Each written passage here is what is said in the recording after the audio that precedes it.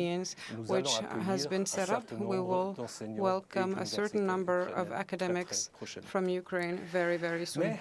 nous devons nous réjouir, But nous devons nous we have réjouir to des 15 rejoice ans de l'ERC for et the pour le 15 Collège years de of the France, au moins ERC, pour and trois for the Collège de raisons France spécifiques. for three specific La reasons. première, c'est The une first one, raison qui est liée à l'essence a même du Collège reason de that France. has to do with the very essence Le of the Collège de Collège de France, à France. The l'extérieur Collège de de la France, France, n'est pas toujours outside bien of France, connu. is not Mais le very Collège well de known, France a but une the tradition Collège de France humaniste et has il a est fidèle à humanist ses origines, à tradition. sa It is tradition. faithful to Il a its toujours origins and montré its son tradition. It engagement has en always faveur de shown la its dimension engagement européenne, to the de la European culture, dimension de of la culture, recherche et de la research, diffusion des and savoirs. the spread of Tout knowledge. récemment encore, nous avons Very créé recently, une we chaire have annuelle created qui s'appelle an l'invention annual de chair l'Europe par les called langues the et Invention les of cultures. Europe by Le Languages and premier Cultures. professeur invité The first est l'écrivain guest Alberto professor Manguel. is the Nous writer avons Alberto Manguel. organisé notre We have colloque de rentrée organized sur le thème Inventer a l'Europe conference en offrant au grand in the public fall un cycle called de Inventing conférences par Europe, des with a cycle of personnalités sur les conferences enjeux et les through défis de very l'Europe, famous de la connaissance. experts through La seconde spreading raison, knowledge. plus The circonstancielle, second vient reason, amplifier la more première. to do with circumstances, Alors que la amplifies the France first occupe one. la présidence du While Conseil de France l'Union is européenne, president le of Collège de the France s'engage à nouveau dans le European débat sur Council, we l'avenir are once de la again science in the dans notre debate continent. about the future of science in our Il a nourri continent. des travaux de la réunion It informelle des ministres has européens de l'enseignement informed supérieur et de la research recherche from the le European 25 janvier dernier. Research Et le Collège de Council, France va and the accueillir Collège le de 12 mars France la nuit will européenne des idées, host on consacrée à un March forum 12th de la a jeunesse forum européenne et for organisé European en youth, partenariat avec organized l'Institut in français partnership et la with the chaîne de French télévision Institute Arte. and the French Vous serez bien German sûr channel le Arte. bienvenu. You will, Tout est of possible course, be maintenant welcome. à ce grand débat en public Everything sur is les possible enjeux in du this présent large et de public l'avenir debate des jeunes européens, about des the jeunes qui vont future aussi faire of la recherche European et qui sont l'avenir scientists de who la recherche. are the future La of troisième research. raison touche The third précisément à reason l'événement qui nous is réunit about cet this après-midi. very event En effet, la that création en unites us 2007 today. de l'ERC The et sa creation in montée en 2007 puissance of the dans les années ERC qui and ont its suivi rise during ont the coïncidé following years avec have la structuration coincided actuelle with de the la recherche au Collège structuring de France en unité in mixte Collège de avec le France, the CNRS mixed et en unit équipe de with the recherche au CNRS sein and a de ces research unités. team within its unit. Au cours de cette période de During this 2007 à period, 2010 from 2007 to jusqu'à aujourd'hui, le 2010 Collège de France est until toujours today, engagé the Collège dans de une France is always politique committed active du in développement active de ces policy of capacités de development of these recherche capacities à for travers du research recrutement des through enseignants-chercheurs recruitment of et teachers and researchers. d'une vingtaine de laboratoires. and Il around est 20 tutelle académique laboratories. principale de 6 It centres is, et héberge une trentaine d'équipes de It recherche. hosts about 30 teams for Ces research. laboratoires sont attractifs, These labs obtiennent des are évaluations attractive, nationales et are internationales excellentes, nationally and et ces internationally ranked, enseignants-chercheurs and de nombreuses its distinctions academics and researchers Évidemment, on peut are aussi highly se poser la distinguished. question comment faut We can also évaluer la wonder recherche, how mais je to pense que ça sera en evaluate effet research, abordé but I think tout à l'heure. we will talk about that later. Quant à l'ERC, le Collège de France est partenaire d'une trentaine And the Collège de d'ERC. France Il est is a porteur direct partner de with 8 about ERC, 30 different dont 2 ERC proof of concept, projects, 2 starting, including 2 un consolidator et POC, 3 1 advanced. consolidator, and Surtout 3 dans les domaines de advanced l'humanité, grants, on and est très 1 fiers de ça. in the field Dans of le PI, the le collègue humanities. François Desroches, And my professeur au colleague Collège de François France, Desroches, qui est professor at the présent Collège de parmi nous et France, qui who is interviendra with us cet today and après-midi will dans be une part of table one of our ronde panels sur this afternoon humanity on and social the science humanities for and future. social science for the future Donc of vous l'avez Europe. compris, le Collège de France est So particulièrement as you can impliqué see, dans the la Collège de dimension France has européenne been de la recherche very et much nous sommes involved in particulièrement honorés developing d'être the partenaires research de cette célébration area des in 15 ans Europe, de and we are l'ERC. very happy Merci to de be nous part avoir of this associés. celebration of the Merci 15 years à of toutes et à the ERC. Thank you for inviting us, and thank Merci you à all. vous, Monsieur Romer. And now it's my contribution. pleasure to introduce our final speaker in this opening session, Maria Leptin, the President of the European Research Council. Thank you, Tony. Dear Minister Vidal, dear Director Petit, dear Chairman Romer, ladies and gentlemen, let me begin by thanking the 3 other speakers in this session for these wonderful words of support, and especially the Minister, Frédéric, for your impassioned support of the ideals, not only of the ERC, but also of the other funding organizations who are assembled here this afternoon. It was really wonderful to see this coming right from the top. So I'm obviously delighted to be here today to celebrate 15 years of the European Research Council. I myself have been president of the Scientific Council of the ERC only since November. And so the credit for the ERC's successes obviously don't go to me, but to all my predecessors and my colleagues of the current and former scientific councils. as well as the dedicated and professional and committed staff of the ERC Executive Agency. So I'm very glad to see here today Evelyn Krone and Kurt Mehlhorn of the current Scientific Council, and of course my predecessor, Jean-Pierre Bourguignon, who's made it so easy for me to take over. I want to thank them all. They and their predecessors deserve the thanks for what is being celebrated here today. And of course, it makes me even easier to praise the achievements of this fantastic organization. Since I've become president, I've often been asked, what is my vision for the ERC? What are my priorities? My answer has been that I do not have grand plans for the ERC. I know the ERC well. I've served as panel chairs both for the advanced grants and the synergy grant calls, and I know the ERC to be a great organization. So what I think it needs is to be protected and preserved. Part of preserving and protecting the ERC is, of course, to try to secure its long-term budget. But what we also need to preserve and protect is our founding principles, the principles of excellence, independence, and supporting curiosity-driven frontier research across the whole range of knowledge. And we've heard this from our other speakers this afternoon too, that this is really shared need, that it's not just the science that might go to application, but the fulfillment of human curiosity, which notably includes the social sciences and the humanities. So being proud of what the ERC has done in saying, I want to protect and preserve, does not mean that we can afford complacency and inertia. Any organization that wishes to represent excellence has to be self-critical, permanently look at whether the way it's functioning, whether its goals remain appropriate, and see where they must evolve. And this is why, for example, we're currently taking great interest in the debates about reforming research assessment, especially assessing the output and the persons of the young researchers. And also while we're examining whether there would be any benefits for our researchers if we move to a lump sum funding. So the world around us changes, we must change along with it. And I hope you'll hear more about these issues and other possible changes in the near future. So today is a day to celebrate the first 15 years of the ERC, and we love and need celebration. And I'm certainly looking forward to listening to the sessions for this afternoon, to hearing the many wonderful speakers that have been invited. I really feel good among what I consider friends and colleagues.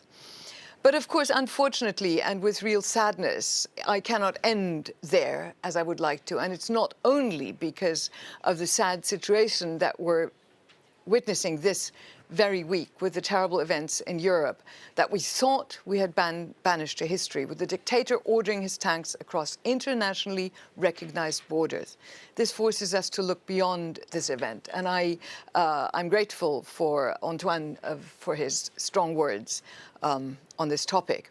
I should also interject that I'm glad to know that many of my colleagues in institutions that I know and others are offering to accept refugee scientists into their labs, into their offices, and I hope this will be followed by many others. This is really a time where more than ever we have to stand together, and where we need to be reminded that Europe, in its science and research, must stand together. So, like I said, we can never be complacent. We can never stand still. We can never declare mission accomplished, whether it's in defending democracy or in being an excellent research organization. May I remind you that Europe has long invested less in research and innovation than its international competitors. We've never caught up with the US, and China has now overtaken us. So Europe may be big on ambitions, but we've got to put our money where our mouth is. And Europe has not necessarily been good at providing the means to achieve these high ambitions. Whatever our vision is for the future, whether it's a return to a more open and cooperative global science, or whether it's seeing Europe as being independent, whether you want to call it strategic autonomy or whatever vision we have, it is clear that we cannot achieve any of these ambitions if we're scientific and technological followers. We've got to be leaders. Can we say that we are reaching our full potential today? I think Europe needs to invest in the full spectrum of capabilities, from developing the latest cutting-edge science, as we've heard, to incubating a new generation of innovative startup companies, of which we will hear more this afternoon. If we want to maintain our global standing and preserve the freedom and quality of life of our citizens, we must act. Thank you, Maria. And as you said, we have some fantastic speakers and discussions coming up later this afternoon. But before we move on to the first session, let's discover together a short video summarising some of the ERC's key achievements and the developments that have happened over the last 15 years since the creation of the ERC.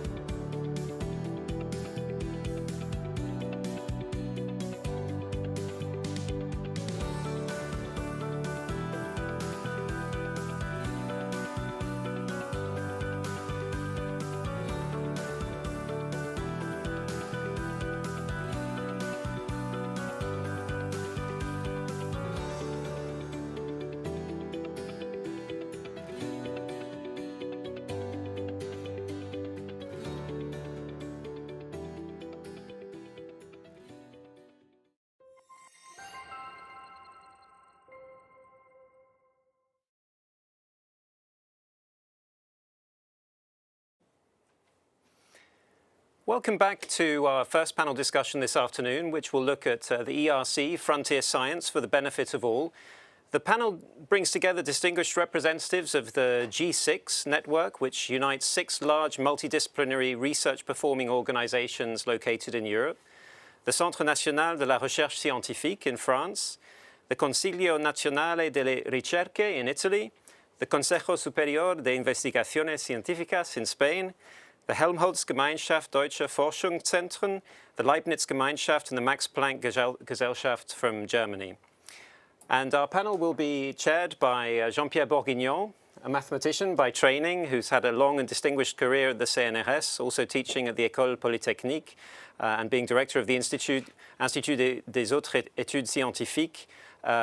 He was president of the European Research Council from 2014 to 2019 and returned as ad interim president from July 2020 until August 2021. So I hand over to you, Jean-Pierre. Thank you very much, Tony. I'm very pleased to take part in the event marking the 15th anniversary of the European Research Council and honored to have been asked to moderate this first roundtable. The ERC has already a long history, more than 10,000 grantees, among them more than 6,000 who got a grant to support their research before they had reached 40 years of age. Almost 20 billion euro financing ambitious project. Still, the start was not simple. In the late 1990s, the scientific community expressed the clear view that the EU framework program should be given the possibility to finance projects submitted by individual researchers, almost all with a team in mind. Initiative for Science in Europe was the structure that lobbied for such a project. The most active scientific community to support the idea was that of biologists. At the political level, people like José Mariano Gago, then minister in Portugal, but also Commissioner Philippe Busquin, pushed efficiently to make it possible. The countries that were the most mobilized were not the larger ones.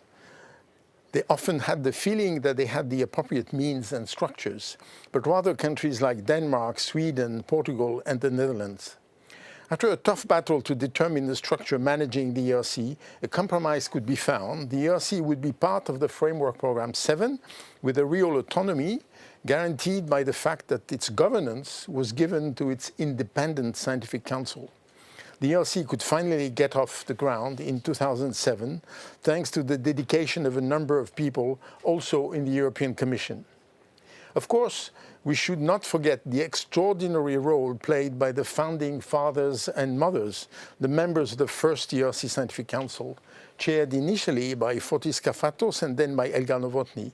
They had to shape the ERC from nothing, and it seems that they set the right format and standards, enabling a trust relation with the scientific community. We start this roundtable by listening to a special statement from an ERC grantee whose action has gained him an extraordinary international recognition and visibility, Ugur Shahin. We are highly grateful to him to have accepted to record this testimony in spite of his extremely busy schedule.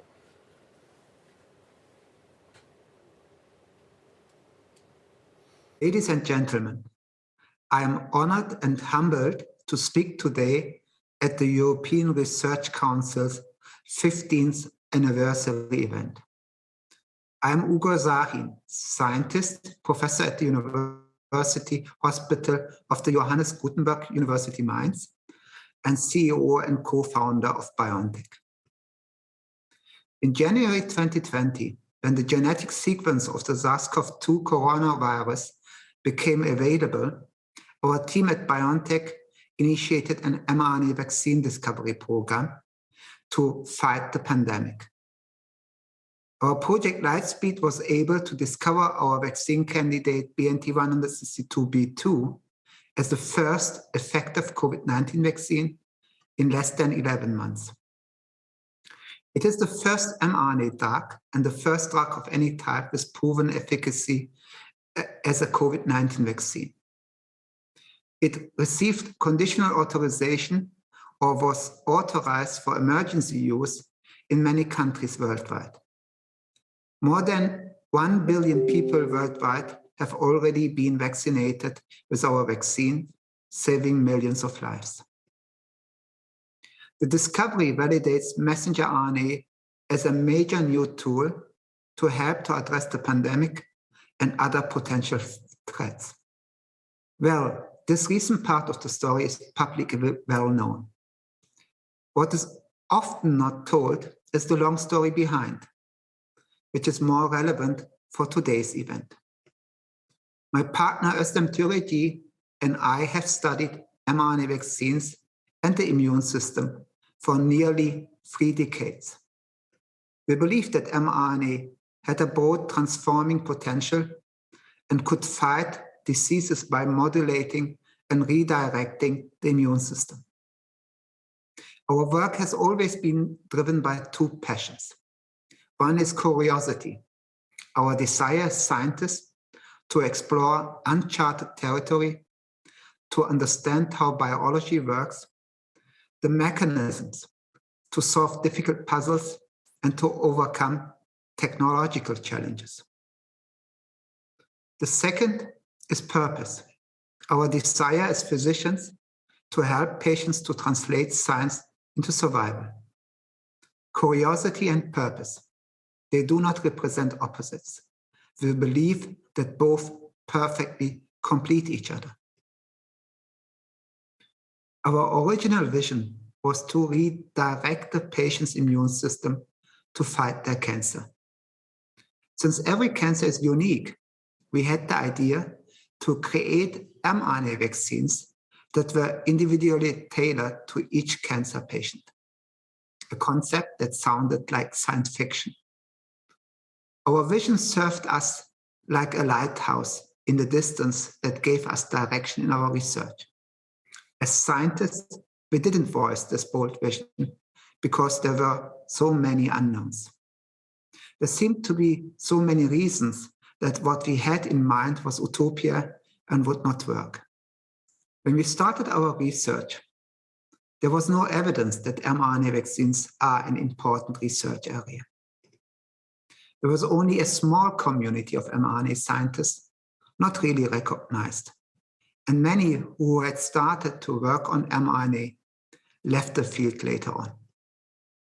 If there had been any prioritization of research fields for funding at that time, it certainly would not have been mRNA vaccines.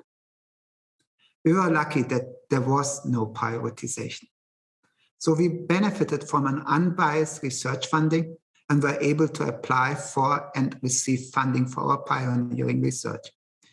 Initially from various national organizations in Germany, later also from European framework programs, and from European Research Council Advanced Grant Program. These programs helped us to build our research group and do the pioneering scientific groundwork at the Johannes Gutenberg University in Mainz.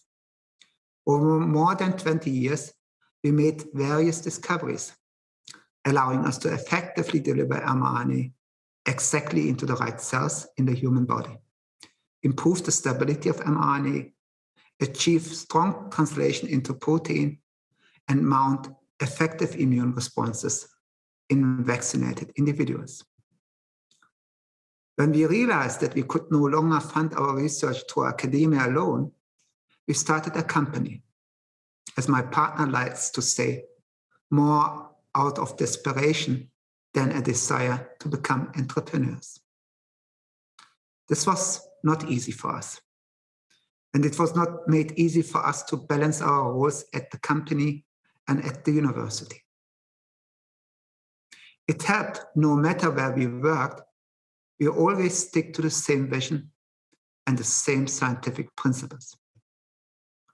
When faced with the COVID-19 pandemic, we realized that the solutions that we had developed for cancer immunotherapy were also suitable for developing a vaccine against SARS-CoV-2. The rest of the story is known.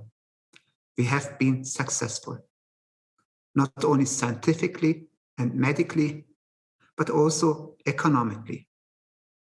The revenue from our vaccine will give us the financial means to realize our original vision to develop an individualized cancer immunotherapy. Even go beyond the original vision to develop mRNA vaccines and therapies for other diseases, such as malaria, tuberculosis, and autoimmunity. The proceeds from the patents licensed to the company at the founding will give our university the opportunity to further expand basic research at the site. We humbly recognize that this breakthrough is based on accomplishments of the whole scientific community. We are pioneers, yet we were never alone. We had our team, and we are deeply rooted in the scientific community. I can cite hundreds of scientific papers from different scientific fields from which we have learned. And our work has contributed to research breakthroughs of other scientists. The beauty and power of science relies on sharing knowledge. This is essential to fertilize progress across different disciplines. Such scientific breakthroughs are always a sign of a functioning ecosystem, an ecosystem that also values and funds frontier research of any kind.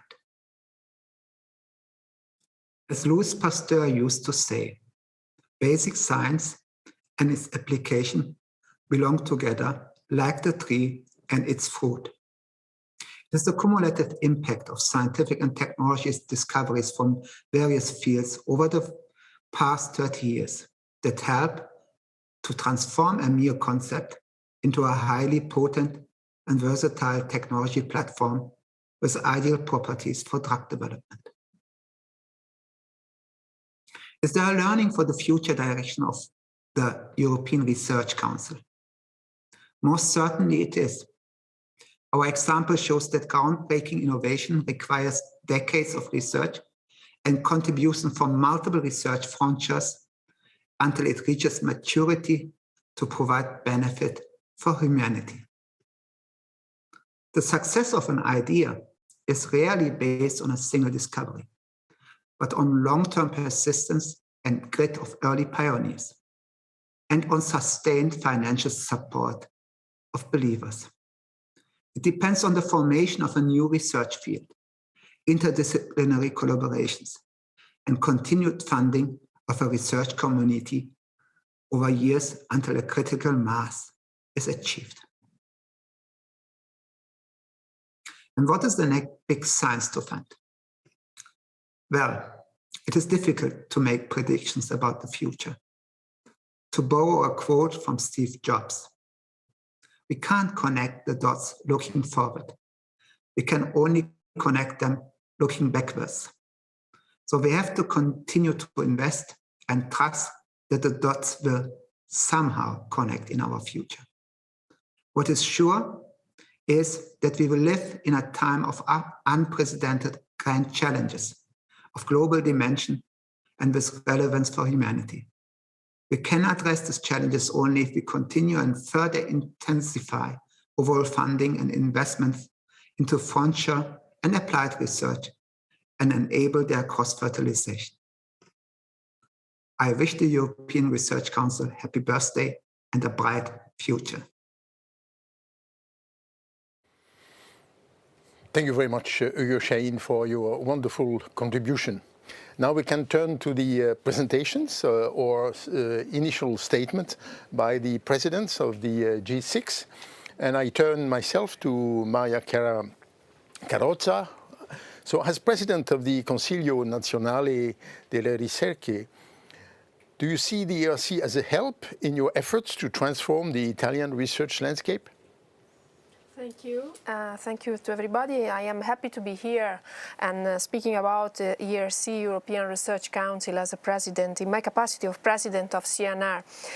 To me and for CNR, ERC is an opportunity to have a model for supporting basic and fundamental science, and also to support freedom and independence in selecting and defining the landscape for future science. I think that science is evolving so much today that we need individual grant scheme and excellence-based assessment of research projects in order to shape the future of science. And I think it's fundamental for me to get this inspiration in order to support the reform of CNR. We are in the middle of a reform and we are trying to change our system and to make our mission better thanks to the inspiration to the different models. So I think that the European Research Council scheme is a sort of model to integrate national funding program and international to attract scientists and also to have scientists something to emulate. The success stories of different scientists performing curiosity-driven and also excellent research is fundamental in order to make the motivation for achieving and making purpose and curiosity-driven new projects. So I am happy to be here. I state the support of CNR for the future of European Research Council and also for all ideas that we can share together in order to make this open science-based model for the European research area. Thank you very much for your kind words and also perspective about changing the CNR. I'm turning now to President Menendez de Rosa. The Spanish National Research Council is a multidisciplinary public research organization covering frontier and oriented research. Could you comment on what you see as the role of the ERC with your experience of leading an institution that covers very broadly the knowledge value chain? Thank you, Jean-Pierre. Good afternoon, everybody, and congratulations to ERC and CNRS and Collège de France for convening this event and celebration. I am very pleased to join it and to share this session with all of you, including the audience at home. These 15 years of ERC have demonstrated the great impact that frontier research has on the quality of the innovation that is carried out today in Europe. I will try to develop this very briefly in my following words. We know that not all types of innovation have identical impact on society.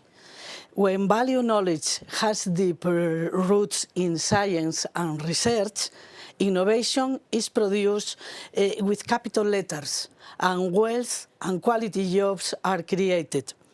Disruptive innovation requires three fundamental elements: excellent science at the origin, an adequate articulation of the so-called innovation ecosystem, and finally, adequate investments.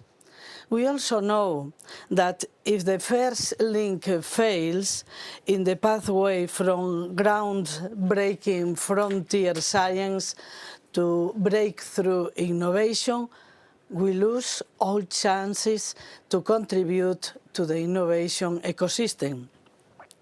That our science is excellent at the world level, no one can doubt it. ERC and its 15 years of perseverance and strong support on frontier research remain as the European flagship. However, some doubts could come from the ability of our innovation ecosystems to transform our knowledge in benefit of society.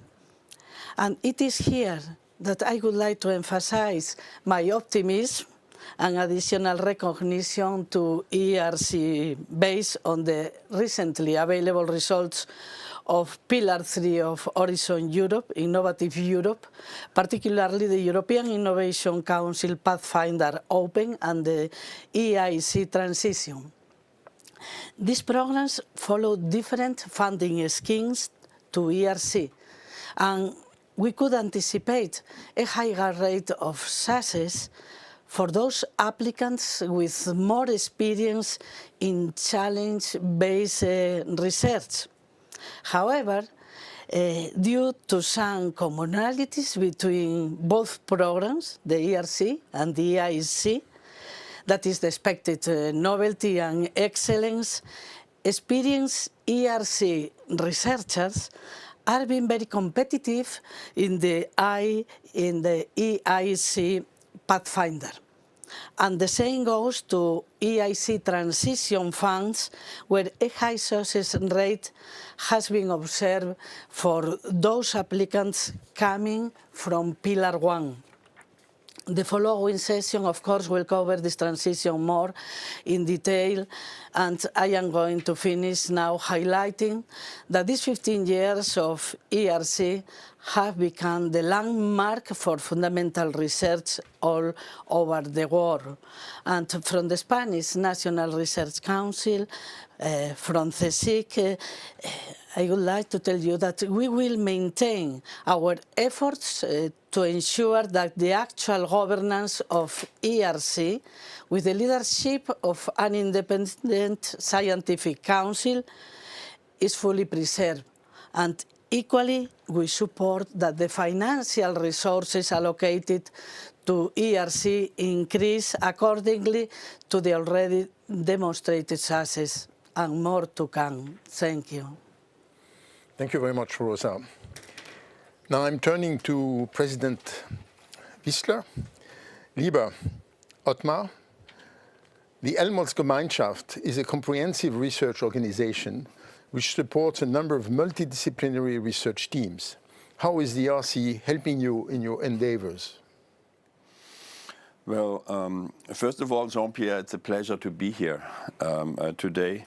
As you know, we are a family of 18 national labs in Germany with one major mission, and that is to carry on long-term interdisciplinary research to address some of the real grand challenges for research on society, be it energy, climate issues, health, and a few others. And in our programs, we rely on a number of major elements, quite a portfolio based on fundamental research, but also with the ambition to extend research into transfer and translation.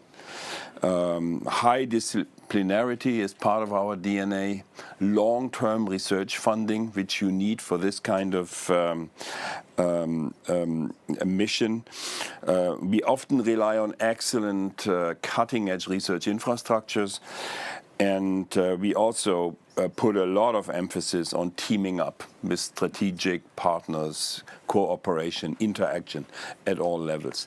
But at the end of the day, the key asset we have is brain power and talented people. That is what it is all about. And this is, of course, where ERC comes in. A splendid opportunity for funding for some of our most talented scientists to do exploratory research. What I also admire a lot is this idea of providing generous support at different stages of your career as a scientist. Starting grants, advanced grants, but also quite an attractive additional portfolio, be it the synergy idea, the consolidators, proof of concept, just to name a few. I think we should never underestimate what fantastic recognition the ERC provides for scientists. It's a real fantastic addition to your CV when you can state, I'm an ERC a grantee. And what you have achieved is a real benchmark for the European Champions League of scientists. Of course, the pillar of cutting-edge basic research. These days, there's a lot of excitement about translation and applied research, and there is many political programs which focus on transfer or translation. But of course, without long-term fundamental research, there will be no translation or disruptive transfer. And Ugur presented this very impressively in his presentation on biotech. And last but not least, ERC is also an opportunity for distinguished colleagues to serve on some of your review panels. That is also a very important task. So we are enthusiastic supporters of the ERC, and we strongly rely on it. And I would very much like to endorse what Maria said about the ERC, the future of European research, and of course also about the horrible disaster we face these days in the Ukraine. I would also like to endorse what Ugur pointed out a few minutes ago, and the question we may want to discuss this afternoon: how can we support others to follow in his and his wife's footsteps? What a fantastic story. And last but not least, I think Rosa is absolutely right. With the new instruments in place now, ERC and EIC, it would be really attractive to consider interesting sort of links and interactions between these two programs, both targeted to brilliant individuals. So much for the moment. And happy birthday, of course. Thank you so much, Otmar. Now I'm turning to Matthias Kleiner, who is not with us, but will be able to speak to us. So, Matthias, you're with us? Yes, wonderful. The question I will pose to you, lieber Matthias, from the point of view, you are now the president of the Leibniz Gemeinschaft, but when the ERC was created 15 years ago, you were the president of the Deutsche Forschungsgemeinschaft. How do you see the development of the ERC compared to the vision that prevailed at the time? Thank you very much, dear Jean-Pierre, dear colleagues and friends. On a more peaceful day, I would say, what a wonderful day, but obviously it's not. But 15 years ago, it was really a wonderful day to open the ERC with this wonderful event in Berlin under the eyes of all the top people from international science organizations. I remember Fotis Kafatos, I remember Annette Schavan, Janos Potočnik, and many others. Ed Ludwig Wienacker, my predecessor at the DFG, was there as the Secretary General then of the ERC. I think our hopes and expectations we had there in those days that the ERC could impact first on the EU programs concerning excellence, second on the national funding of excellent research, curiosity-driven research in countries where there was no mechanism to do so. So to be the one excellent-driven research funding, and in other countries where we had such instruments to be an additional one. So I think these expectations were fulfilled 150%, I would say. I think to fund curiosity-driven research in an autonomy, in an independent situation, is a task for democratic societies and for the European Commission, for the European Union, because we have freedom of science, which is so important, exactly to see in these days today, in these present days. But I think society, politicians must only give this freedom as a saying, but also to provide the material needs to live this freedom. And the ERC is definitely one of these wonderful instruments to support freedom of science, to support autonomy of science. And so the ERC must be autonomous. We had a lot of discussions in those years concerning the autonomy, the ERC as a part of a framework program. At the end, I must say, also from a point of view of a member of the Scientific Council for some years, the development was really, really good. And so nobody, I would say, in the European science community could now imagine to have the ERC not as an instrument of excellence. Maybe concerning the success rate, it could be a little better because from my experiences as a DFG president, 20% is a kind of lower limit of frustration. Maybe 40 to 50% is a upper limit of quality. So I guess 15 to 20% success rate would be much better. So the ERC must have more money. Thank you for now. Thank you very much, Matthias. Now I'm turning to Mr. Neizert, who will be representing the Max Planck Gesellschaft today. So thank you very much for joining us from Munich. From the point of view of the Max Planck Gesellschaft that you represent today, what are the main characteristics of the ERC that, in your opinion, have been key for its success? Thank you very much, ladies and gentlemen. Today we celebrate the 50th birthday of the ERC. And first of all, I would like to extend the congratulations of the Max Planck Society, and in particular the congratulations of Martin Stratmann, who could not arrange to attend the event today. Today, however, one cannot feel like celebrating in view of the violations of international law and the war on our continent. And so our thoughts go out to the Ukrainian ERC grantees and their families, and especially also to the first and so far only ERC grantee awarded in 2020, being hosted by an organization in Ukraine. Anyway, with a view of the 50 years of existence of this institution, I must also remember typical 50th birthdays of young people, in particular the respective birthdays of my own children, and therefore please allow me to draw some parallels. Often we experience rebellious personalities at this age, questioning familiar principles and predefined structures. This is primarily exhausting for parents, of course, who to some extent have made themselves comfortable in taken for granted circumstances and who tend to shy away from changes in the world of ideas, and who want to retain control.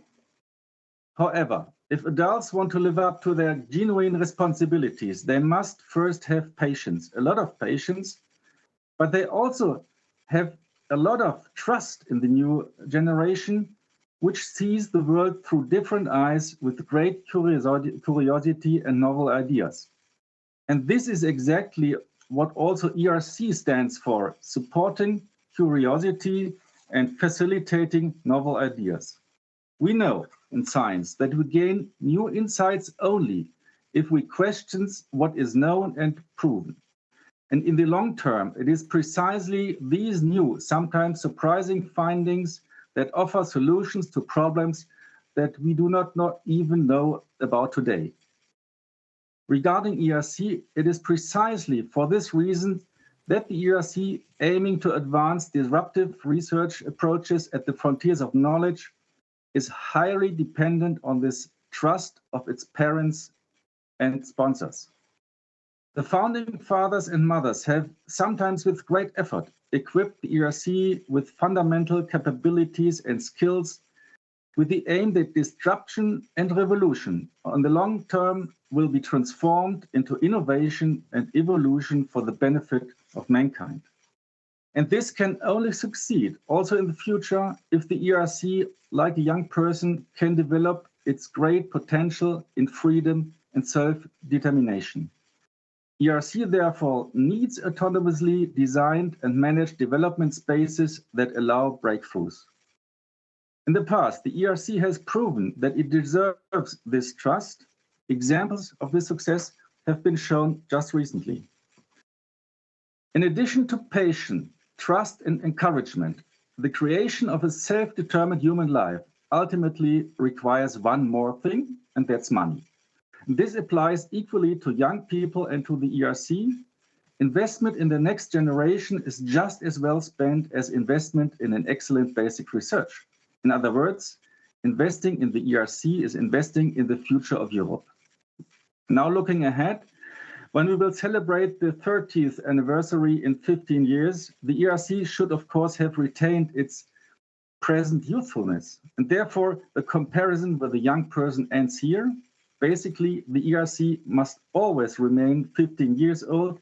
In this respect, we wish that the ERC can continue its successful mission in trust and autonomy for enabling new findings of highest quality and, in doing so, breakthroughs in science in Europe. It is also what remains is to be hoped that the necessary framework condition remains stable and sufficient, and if not preferential support will be provided in the future. Thank you very much. Thank you very much, Mr. Neinzert, and please extend my greetings to President Stratmann. Now I'm turning to Antoine Petit for the CNRS, and the question I want to pose to you is the CNRS has a number of ERC grantees. Not so long ago, synergy grants have been introduced by the ERC Scientific Council with a hope to create a natural space for interdisciplinary research. How do you feel about the move? Would you favor other innovations in the ERC portfolio? Well, first of all, I would to recall what I said in my welcome speech, that a lot of very good projects judged by the Scientific Council are not yet funded. And this is a pity. And in the testimony of Ugur Sain, which should be shown to all politicians, I think it's clear that we have to use these materials. And so I think the priority should go on classical grants, if I may. And I would like to recall that criticisms which is sometimes made to the ERC, that the fact that the grants are individual grants, I think it's really an unfair criticism, and the result presentation of ERC has clearly shown that behind each grantee there is a group of people, and so these grants really benefit to much more scientists than the grantees themselves. Nevertheless, I think it's good to have complementary tools. it's true for POC, proof of concept, but it's also true for synergy grants. I think that these synergy grants are really useful to address, in particular, social questions, social problems where you need precisely this pluri or interdisciplinary approach, including often humanities and social sciences scientists. So I think we have to find a good balance to have, I think the most part of the funds should go to the classical grants, but from my point of view, it's very good to have this POC with the transition, the necessary transition with EIC that has been already mentioned, but also these synergy grants allow to face more, as you said, pluridisciplinary problems, more social questions, and I think that should be encouraged too. Thank you very much for your comments. So thank you all to your contribution for this point of view of the G6 presidents on the ERC on the occasion of the 15th anniversary. So I give the floor back to Tony for the continuation. Thank you very much, Jean-Pierre. We did have a few minutes left if you or the panel members wanted to address any questions. And we have one question already that's come in online from a member of the audience who's been watching us, who asks via the YouTube chat, or who suggests that the EU should create a funding grant for young Ukrainian talents who are trapped in the country right now. I don't know if you or any of the other panel members would like to comment. As you know, the difficulty for such a move is, of course, that in order for them to be efficient, they have to be quick. And usually this kind of, to set up the whole thing is not easy. But for sure, I understand the plea, and I'm sure that many institutions are going to use their means in the most flexible way to do such a thing. In the case of ERC, it's flexibility, immediate reactivity is definitely not easy to handle for very structural reasons. But of course, this has to be kept in our mind very much, because I think we need to help our Ukrainian colleagues in the most efficient way. I think Mr. Wiesler wanted to come in as well on this question. Maybe two aspects to that. I think this is probably not the primary task for ERC, but I'm very confident that many European research organizations, including ours, that many governments will establish programs on short notice to make sure that we can support Ukrainian talents at all levels. But this, of course, raises another point which I would like to touch upon, and that is when you sort of evaluate the European research area or Europe as a research continent, we still face this major problem of divide. There's a number of countries which are very strong, which heavily invest into research and development, but there is quite a majority of countries who don't or can't. This is something I think we must address now, also in light of these new developments in the Ukraine, which may help Europe to somehow, move closer together. And that is, of course, an interesting question. If the ERC could make a contribution to sort of filling this gap between European member states by tandem scenarios, twinning ideas, or others. I think that is something we should seriously consider for the future, and there ERC could make a contribution.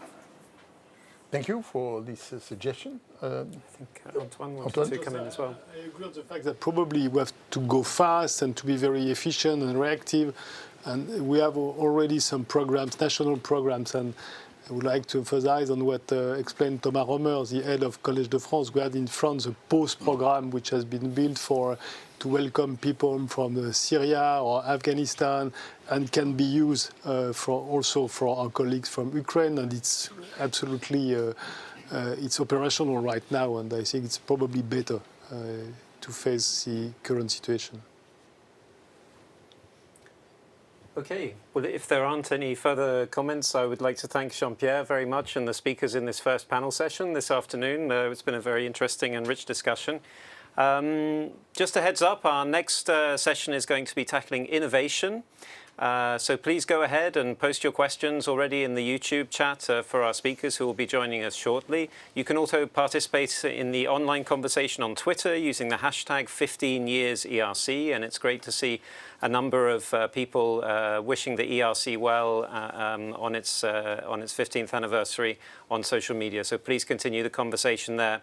But now we're going to take a short break, during which you'll have the opportunity to discover just a few, 15 of the 10,000 plus grantees who've won grants from the ERC since its creation. And we'll be back with you in just a couple of minutes.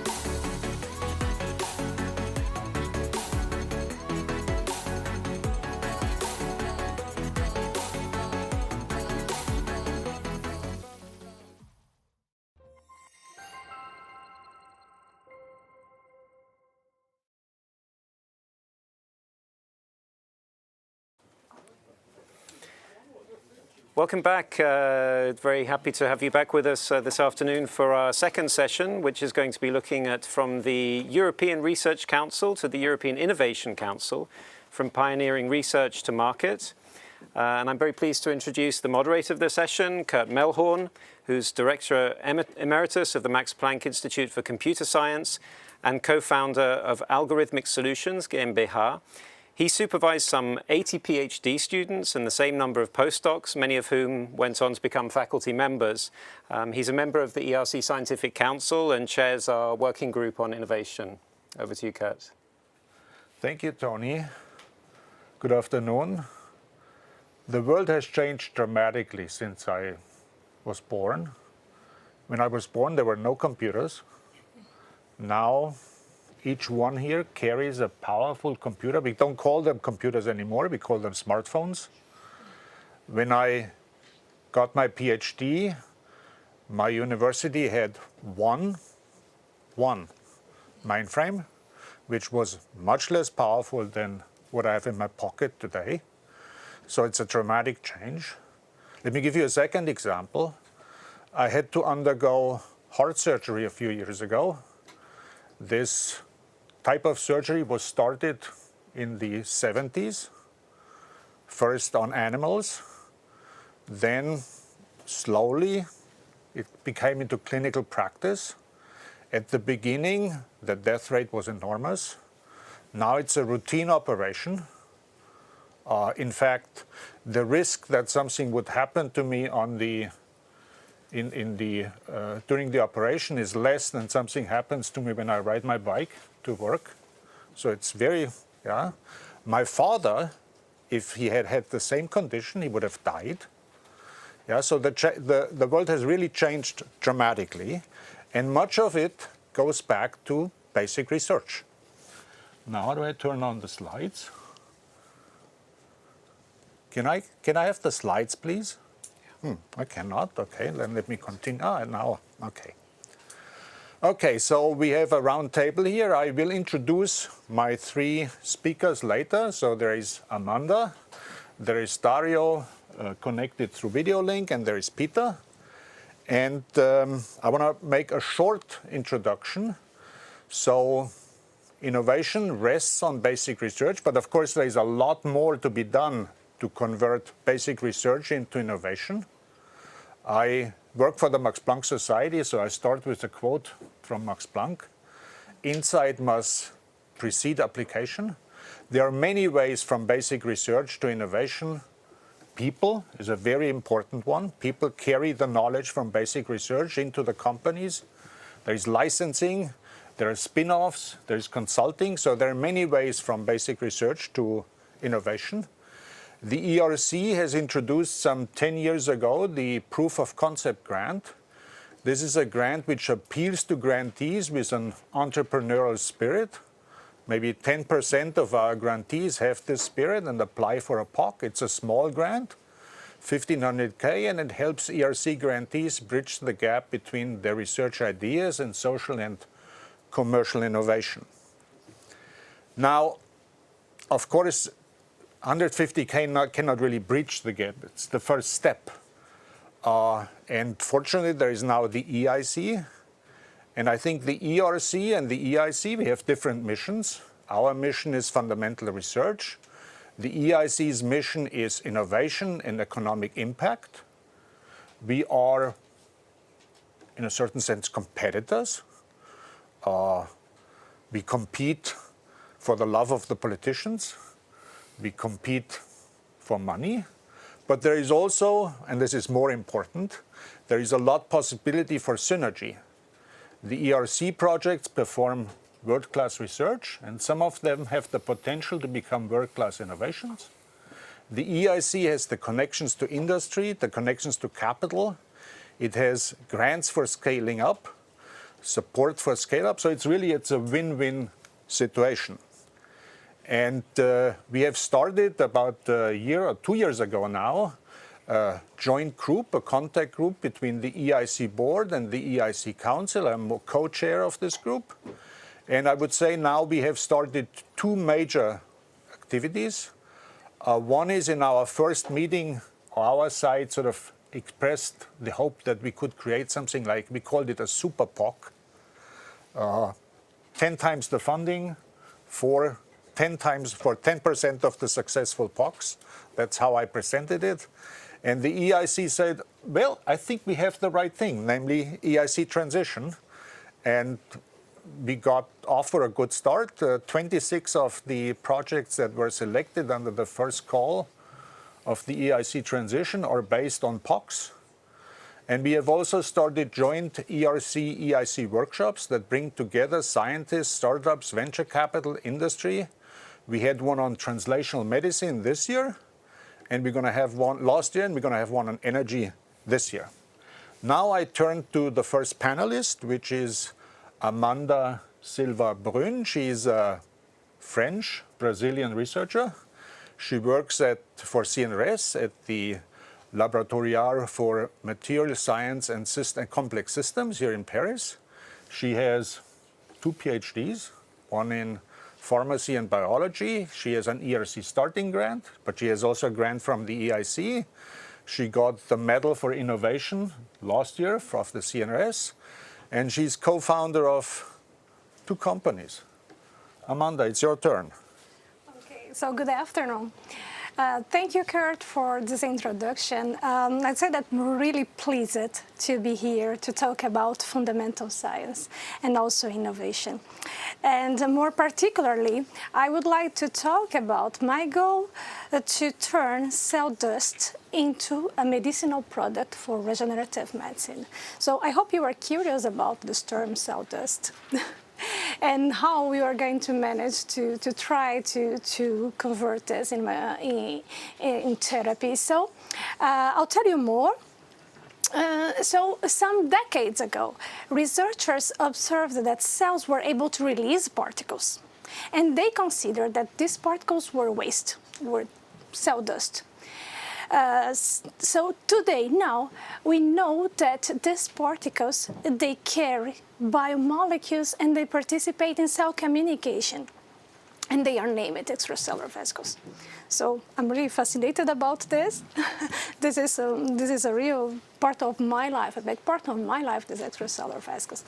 And So this, in the future, we are convinced that these extracellular vesicles can be an alternative to cell therapy because they have an equivalent, quite similar therapeutic effect, and also they have advantages. They have advantages in terms of less immunogenicity, and also they can be safer, and in terms of logistics, it's easier to transport and also to store them. There are all these benefits, but there are also a lot of challenges. And one of these challenges is the bioproduction in terms of scalability and yield. So I got inspired by the fact that in the blood flow there was a lot of release of these vesicles, and I decided to investigate with people in the lab if a turbulent flow in bioreactors could stimulate in the same way the release of these vesicles. So what is very amazing is to observe that we observed that it was possible to produce 10 times more, 10 times faster these vesicles in a scalable way based on the physical laws of the turbulence. So this is how we set up a disruptive method to produce extracellular vesicles. And what is interesting is that it can be implemented directly in bioreactors with the certification to produce clinical batches. So the focus of my ERC project is to understand the biogenesis at the subcellular level of these vesicles produced by turbulence. So in order to show that these vesicles can be useful for therapy, we decided to tackle an unmet medical need, the therapy of digestive fistulas. So these fistulas are abnormal communication between digestive organs. And one challenge was how to administer, how to inject these vesicles to patients. And our idea was to repurpose a vessel occluder hydrogel that was already approved for clinical use as a fistula occluder. And we combined these two vesicles. So we have very promising results with interesting fistula healing, and one of the focus of my ERC is to understand the mechanism of action of this therapy. We patent both approaches, and maybe the next slides. So we joined efforts with people from business in order to go from academic research to spin-off co-founding. So this is how we co-founded Eversome with Jeanne Volatron as CEO. So Eversome is a bioproduction company dedicated to extracellular vesicle manufacturing effort. It was created in 2019, and today we have 12 employees. And thanks to the ERC Accelerator funding, Eversome is advancing to the next steps as they scale up to bioreactors of 50 liters. We are already in the 20 liters successful scale up, and the next steps the 50. So, and also the production of clinical batches. The second spin-off is Evora Biosciences, and the CEO is Adrien Lanvin. So this is a biotherapy company, and the aim is really to have the product, the medicinal product, extracellular vesicles, and to go through clinical trials. So it was created in 2020. There are 5 employees, and I hope we are going to have the ERC Accelerator too.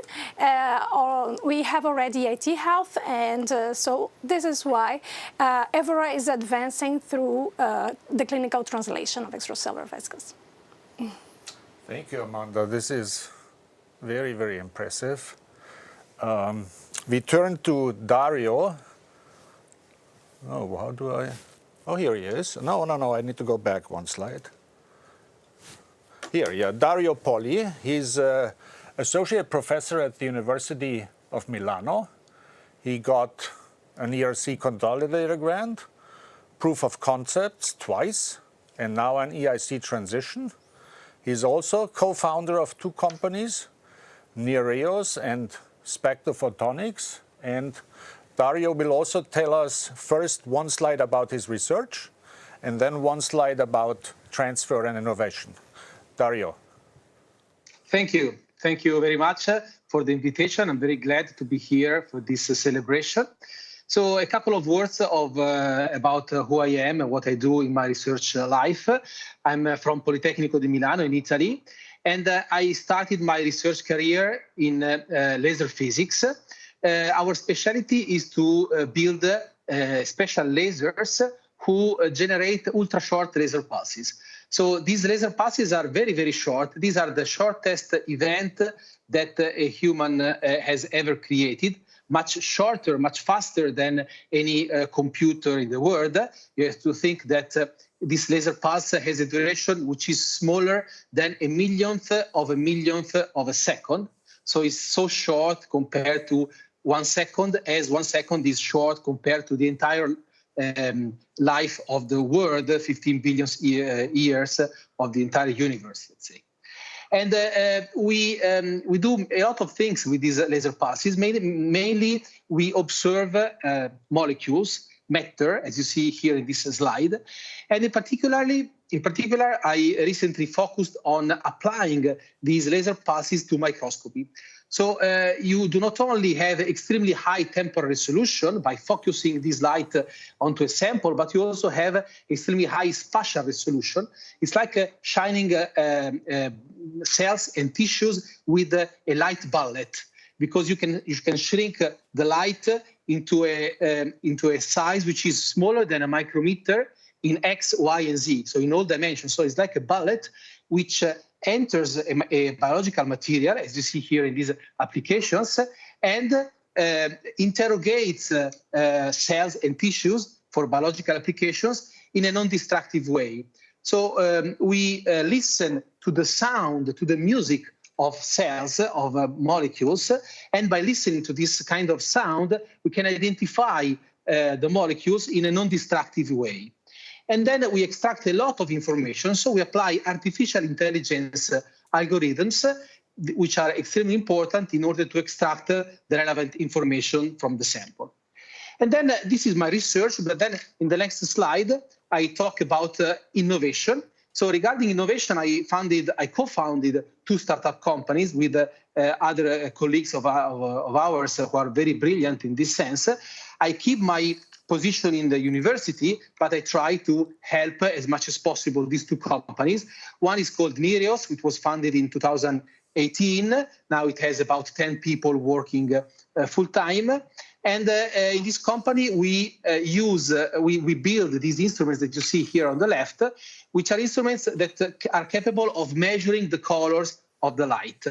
And by measuring the colors of the light, you can extract relevant information from the world around us, both in the microscopy, but also in the far-field remote sensing applications, because each color tells you something about how light interacts with molecules. And so you can really understand the world around us in a much better way than our eyes can do. Our eyes only are sensitive to 3 colors of the light, let's say.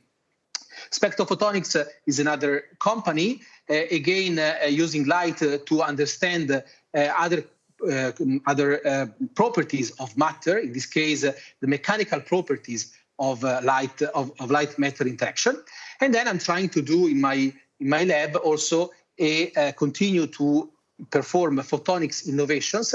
And this year I even tried to set up a master thesis work on photonics innovation to continue this technology transfer from the research labs onto the companies. Thank you, Dario. Fascinating work. And we now turn to Peter Cowley. Peter is the other side. He is entrepreneur, angel investor. He is president emeritus of the European Business Angel Network. He founded 12 startups. He invested in quite a number of startups. Some were positive, more were negative, which is to be expected. He has been on the board of many companies. He has been UK Business Angel of the Year. He has written and published. Thank you. Here is the advertisement, some books on the subject. And he's a speaker on the subject, and he will speak to us now. Peter, it's your turn. Thank you very much, Kurt. But thank you more to the European Research Council for inviting me here, and happy birthday, as everybody says. I feel a bit of an imposter, actually, compared with everybody else. I feel I'm the sort of commercial arm rather than the research arm. I'm the dirty side of scaling businesses, because I'm involved with money here rather than, I know everybody needs money to do research. So thank you very much for the introduction. I think there are three reasons why I've been invited to speak, and we'll cover these more as we go through the questions. One, I wrote an article for the ERC, which was published last month, on frontier research and the issues in scaling it. And there are four elements that came out of that. The article's online, you can read it if you wish. One is the people, and we'll come back to that in a moment. Secondly is actually scaling a business using grants is not really possible. It needs risk capital of some form. That's what I represent. Thirdly is many academics and academic institutions would like technology or ideas to be in the public domain and not necessarily protected. We as investors will only invest if there's a level of defensibility. Otherwise, we've got the chance, we put a lot of money in and it leaks out somewhere. And fourthly, university ownership. There's a big issue which is reducing gradually with the fact that a university believes it owns the rights to something that is being developed in-house, and therefore will have a large proportion of the company at startup, and that gives less room for the investors and the entrepreneurs. Just back to people, we as early stage investors invest in people. We invest in people with a plan rather than a plan with people. Slightly different for a university spin-out or a frontier research, because a lot of work's been done in the background and technology has been built, as you have very well, Amanda, and Dario as well. But generally, of my 76 startups I've invested in, 60-odd don't come out of universities. They don't necessarily have what's called a minimum viable product, and therefore I'm investing in the people. So just to finish on that point, the people are the academics, clearly. And I'm speaking to Amanda, she's been allocated 20% of the time externally and 80% internally. That isn't how to build a business, just 20% of the time, one working day per week. You need people, commercial people around it, people who can raise the finance from people like me. So building a team, the EIC and others, and we'll talk later about how EBAN can help, needs to ensure there's a rounded team which can be used to build the business. I'll hand back to you, Kurt. Thank you, Peter. Maybe I follow up directly on this. What are the expectations of business angels on projects that come out of, let's say, ERC POC or ERC generally, or EIC transition? If that project wants external funding, and in some cases it doesn't necessarily want it, but let's assume it does, it wants to scale, it's a combination of being visible to it. So business angels need to be able to see the project somehow. So this is connections between the EIC. And in fact, EBAN has worked with the EIC and its predecessor for many years. We've had something called Scale Up of the Month, where we've had things coming from the EIC, which we've looked at from business angels.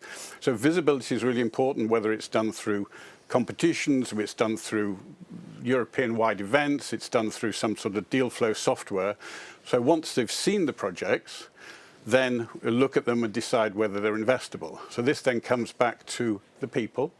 Now, we, as angels, we might be able to help there. We might, if we were perhaps to be involved in mentoring some of these entrepreneurs or the commercial arm of that, perhaps we can help with that. So again, connections there. Because an angel will invest in an entrepreneurial team more likely if they've known them for longer. Because in the end, what we're doing is investing, as I said earlier, in people. In order to understand whether those people are investable in, it takes time. It takes, in my case, I have a website which has got a lot of public information on it about investment criteria and failures and successes. And one of the things I say there is 5.2 months from point of contact to point of investment, of which a couple of months is the legal side. So it's a minimum of 3 months of getting to know somebody. So that's what we need the EIC and EBAN to do, is to show us the deals, let us work on those deals, and then we'll make, we're more likely to invest. Okay, thank you. Let me turn to Dario and Amanda. So you're sort of living two lives, right? You are a researcher and You're also an entrepreneur. You have created companies. How do you bring the two lives together? Does one life hurt the other or support the other? I mean, has it hurt your academic career to also be an entrepreneur, or has it supported your academic career? What are your ideas on this? Maybe you go first, yes, Amanda. Yeah, I see you more directly than Dario. So, what I think is that it's really one life, as you say, may help the other, because in fact this innovation experience, it brings new challenges to research.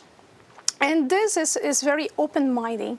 So it forces us to think not only about science, but thinking about other constraints, industrialization constraints, regulatory constraints, and also clinical acceptance by clinicians of our technology, in cases life science. So it forces us to think in a different way. So it's very stimulating to have different challenges and additional challenges. So this is the thing that I like the most. And I think the one stimulates the other, one life can stimulate the other. So. Okay. So I like to say that the work for the company, it keeps me honest. Yeah, in the sense that I cannot claim that my theoretical ideas solve everything. I go out there, I try them out, and I notice, yes, no, there is something missing. Dario. Yes, thank you very much. I agree with you in the sense that when you do a scientific research, you publish typically a paper with just one good result. But then if you want to build a product, it just needs to be working every day, full time, 24 hours a day, not just once, enough for publishing. So it's a totally different job to create a working product rather than just publishing a scientific research. But to come back to your question, I think, well, first of all, I had to learn how to structure my time. Time management is really important because you really live two lives. Then there is a third one at home with my kids, my family, and then so on and so forth. So you live a lot of life. And so you really need to find a way to structure everything, because if I stay one day at the company, it means that in my lab, my students will not have me present to help them. So it's really difficult, but I do it with a lot of passion. And I think it's a very wonderful endeavor to do this double life. So I suggest to people that want to do it and have a good idea to take this opportunity, but they really need to be passionate, because otherwise, I mean, you will encounter a lot of difficulties. So you do it only if you really want to. So you now talk, both of you, you talked about sort of your conflict of interest in your personal life. Did you also encounter conflict of interest in your professional life, or that colleagues said you're exploiting the resources of the institution? Yes. Tony mentioned that I founded a company some 25 years ago, and when I founded it, the Secretary General of the Max Planck Society told me a Max Planck director doesn't do this. So what are your experiences with your institution? Concerning your question, how people can react to this, I would say that maybe there are roughly, to make the long story short, 3 types of reactions. People sometimes, when they are primed to this kind of innovation, they are very supportive. And this is really, really nice to discuss with people that support you in this initiative. So sometimes people are curious. They are curious too, because they don't know, but they want to know more about this experience, and this is really nice too. And sometimes people are skeptical about this, because they wonder how can you manage your conflict of interest, how long you are going to work for the company and for as a research.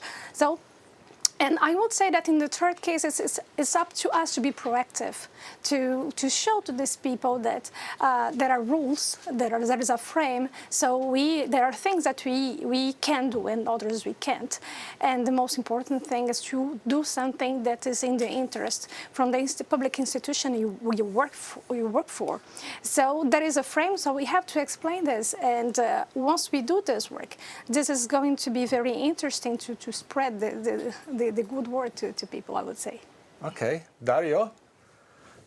Yes, so I agree with that. Conflict of interest is really an issue. I had this problem in my institution. Well, you might know already that in Italy, the administration is very bulky. There is a lot of bureaucracy, and you somehow feel that you have to prove that you are doing right instead of being accused if you do something wrong. So every time, for example, I buy any piece of equipment, I have to declare that I have no conflict of interest with this company or the other company. And so if the company is mine, in this case, of course, there is a lot of possible conflict of interest. And so I have to move very carefully. But I think that there are many people now in Italy that understand that the role of university is also technology transfer. There is a lot of interest in this sense. And so, I mean, at the end of the day, I think that technology transfer is really important to show that research is not just for the sake of publishing a paper in a journal, but also to advance the knowledge and to do something which has an impact in the society. And so, bit by bit, I think that the mentality is changing. I'm from a physics department in which 99% of the people are really doing basic research, and so it's hard to communicate that we also do technology transfer, but things are changing. And so I see that, especially for the young people and the new people coming, PhD and postdocs, they really are interested, and they ask me many times how I did this, and there is a lot of interest in doing the same. So I see a bright future for this. Okay. Can I add something? Yeah, sure. Yes. So 3 anecdotes come to mind here, actually. One is a spin out of Cambridge University optoelectronics department. I won't mention its name, although it is on my website as a positive exit, which raised the founding or the researcher, the professor, refused to have any shares. He didn't want to get involved. He didn't really want it to happen. Anyway, they came out of the university, had $70 million of funding over 16 years, and sold for $1.5 million. So, of course, a lot of money was lost on that journey. Of course, it didn't matter to him. He didn't have any shares at the beginning, and obviously not at the end. Another one is a Romanian professor of engineering who came to us and I invested in it, came to us for investment. And one of the criteria was, he was taking a sabbatical for a year, was that he wouldn't run the company. We wouldn't invest if this academic was going to run the company. So we put half in then, and then when he replaced himself and went back to academia with somebody else, we put the other half in. And that came to a good exit to an Austrian quoted company. So when this academic Romanian professor went on to form 2 new companies, and there may well have been, and almost certainly there's some European funding in this, he knew not to be the founder, or rather the CEO, so he brought somebody in both cases and has gone on successfully. So things have changed, is what I'm saying. And I think you've both said that. Attitudes are changing. And one final point is, which I'm sure you're all aware, that being an entrepreneur is becoming a career choice now for academics. You know, so I mean, people coming through university possibly just post their first degree or postdoc. So going into entrepreneurship, something that when I was growing up, and we're the same sort of age, as you said earlier on, you know, my university only had 1 computer, which was my watch is much more powerful than that. It was just not an option. So, Peter, let me ask one more question, or follow up. So, Dario said that he now offers, let me call it, entrepreneurial master thesis. So students, he involves them in transferring knowledge to creating innovation. What would be a role of a business angel in a program like this? Or can a business angel help here? Or I do. I mean, I'm part of the Judge Management Institute in Cambridge, and I lecture there, not as an academic role. There are plenty of academics to do that, as a practitioner role. So this is helping people.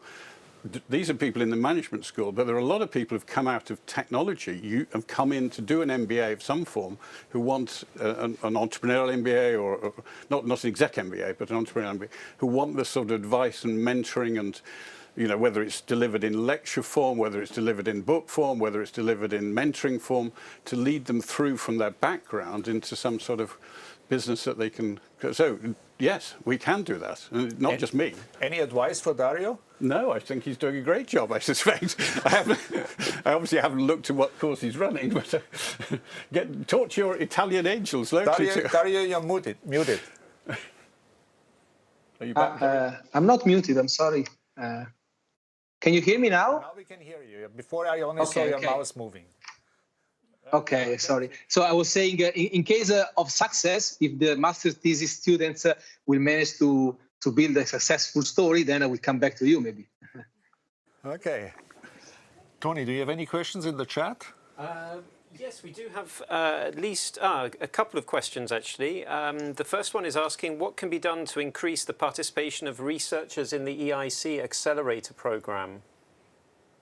Ooh, I'm the wrong person. I'm afraid I'm the wrong person to ask. Maybe I can try? Yeah, Aman. Because in fact we got an ERC accelerator. I would say that in our case at least, what helped us is to do fundamental research, but to ground on consolidated bricks. I'll explain more. And we have done to investigate the effect of turbulence flow in extracellular vesicle emission disease fundamental research. But we have done this in bioreactors that are certified for the production of clinical batches. So this way, we are eliminating risks in the next steps. And in the second approach, for instance, we repurposed a hydrogel that was already approved for clinical use, and you use it, and we use it for fistula occlusion. So this also reduces risks, as it was already approved for clinical use. So we can do. I think one possibility is to do clinical. We can do fundamental research, but ground on consolidated bricks. This is one possibility, at least the one I think. And just if I have one more minute, I would say that when we understand the constraints of industrialization, when we understand the constraints of regulators and clinicians, at least we get prepared or primed to think about this and integrate a solution, even if we don't have immediately a solution for these constraints. But we can think about it and get ready if we see the missing piece of the puzzle in front of us, to identify it. And this, I think, can accelerate things. Thank you. Tony, I guess a last question. We can do one more question? We actually have 10 minutes left, so we're pretty comfortable time-wise. But there is indeed a second question, and you may have other questions for the panel members. But there's a question from Cavalli Lab, basically drawing the distinction between funding available at the European level and funding available at the national level. And basically the lion's share of the funding is available at the national level. And how can we redress that balance and try to boost the funding available at European level for innovation? Is this grant funding or equity funding? It's not clear from the question. But. Okay, it's difficult. I can't answer in terms of grants, but I can answer in terms of angel investing. So as I said earlier on, angels invest in people. Now COVID has changed some of this, of course, but in order to get to know the people, locality, being in the same space, being close, was really important. Now, less so because we've had 2 years now of investing, which didn't reduce that much, but we don't get to know the people so well.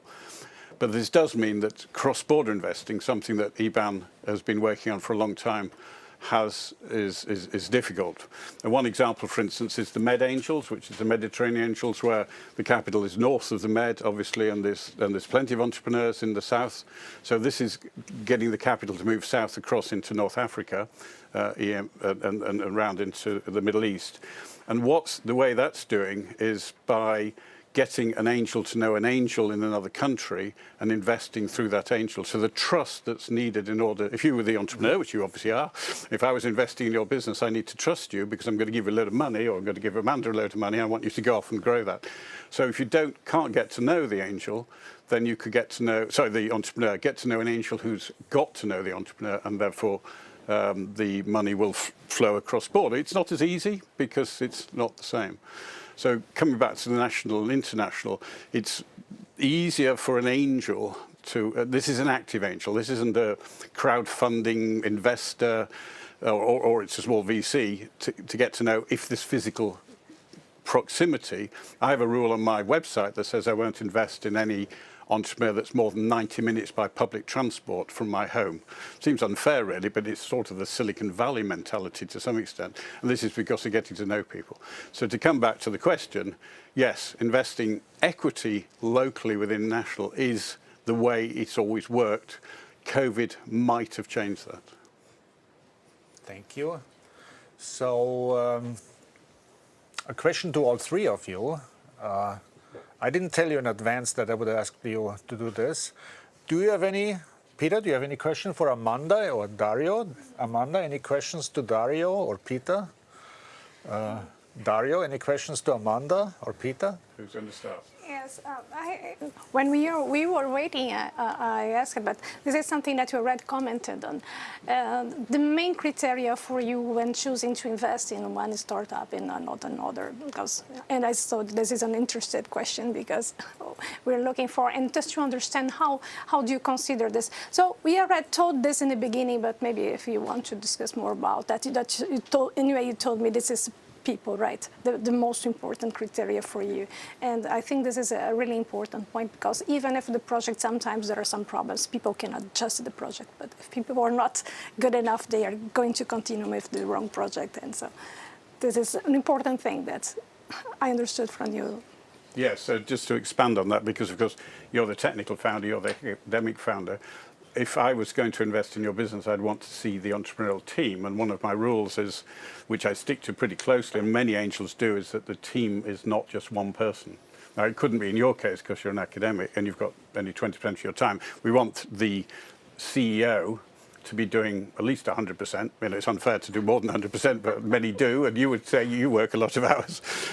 So it's getting the team and the team dynamics. So it's seeing, working out whether those people are going to stick together. And of my 70-odd investments in 150 founders, 30 founders or so have left. And a founder leaving a business is really hard, emotionally and fiscally, et cetera, et cetera.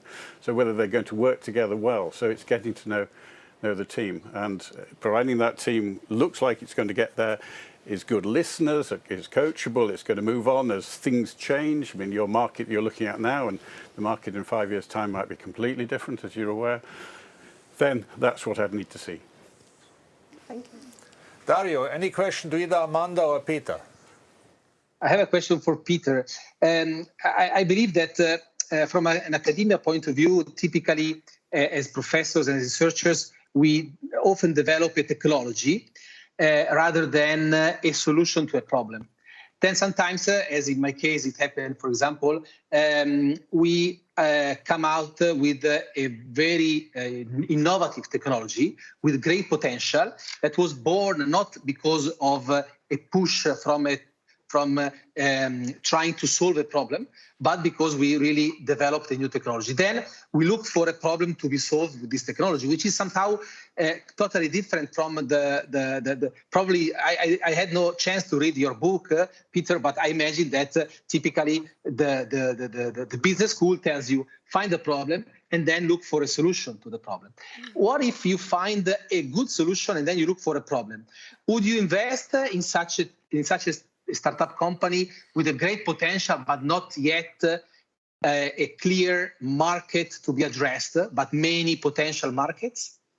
Yes, yes, that's typical for high-tech companies, I think. No. I would, and I have. And again, back to one of the anecdotes I've given, which is called Cambridge Seymour Sensors, that sold to Austria Microsystems. And this was the Romanian professor I was talking about earlier on. When I invested, it was a hot plate company. So CMOS is a type of semiconductor technology, and it was producing hot plates. So all it was doing was something that heated something up. It sold as a gas detection company, so detecting CO2, using the same technology, using a hot plate and then coating one of the hot plates with a metal oxide coating, which was absorbed, say, CO2 molecules and changed its frequency, the resonance. So yeah, I definitely have done that. I've invested in a business that was going one direction. Now, they had identified something there they thought would be a market, although the market would have been much smaller. But yes, in terms of university spin-outs, obviously, one has to have a huge leap of faith because it is, as you've said, Dario, the wrong way round. You should be solving a pain point, which is obviously 60 or so of my investments are doing that, but they haven't got as far. So totally agree. I will invest in something that I believe fundamentally is defensible technology and has got the right people around it on the basis with enough capital that will find a market. Now, if it doesn't in some cases, like the one I mentioned with $80 million that went in, it'll fail. But then many of them fail anyway. This is super risk capital at this point. You're wanting not just your money back, you're wanting your money back times a multiple, and it's a portfolio approach. Does that answer your question, Dario? Thank you very much. Yes, that answers, yes. Okay, so Dario, you can keep on looking for inventing a new hammer and then come to Peter for the problem. No. For the money. For the problem. No, you can find the problem as well. So I thank you all. I thank the three panelists. I thought this was lively, and I learned something. And I wish you all the best. And buy the book. And buy the book. Buy Peter's book. Okay. Thank you. Thank you. Thanks very much, Kurt, and thanks again to all of the speakers in that session on innovation. Our next session will put the spotlight on social sciences and humanities. Before handing over to the moderator and the panelists, let's discover an ERC project from just around the corner here in Paris, from the social sciences and humanities domain, led by the French researcher Charlotte Ribeyrolles, who is Associate Professor in 19th century British literature at the Sorbonne University in Paris. And she has an ERC consolidator grant for her project Chromotope. So let's just catch a sight of the kind of research she's doing before we move on to our next panel session on social sciences and humanities.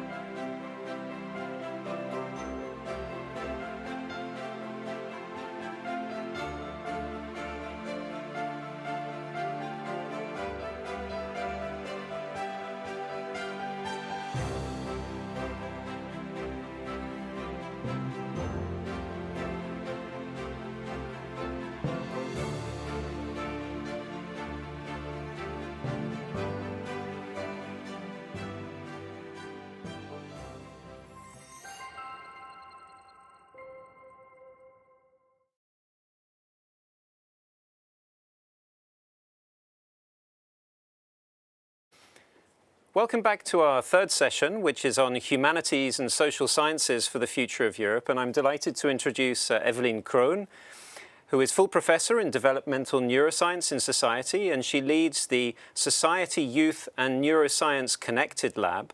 She joined the ERC Scientific Council in 2017, and since 2020, she's been one of our 3 vice presidents. Over to you, Eveline. Thank you, Tony. I'm delighted to be part of this event here today to celebrate 15 years of ERC.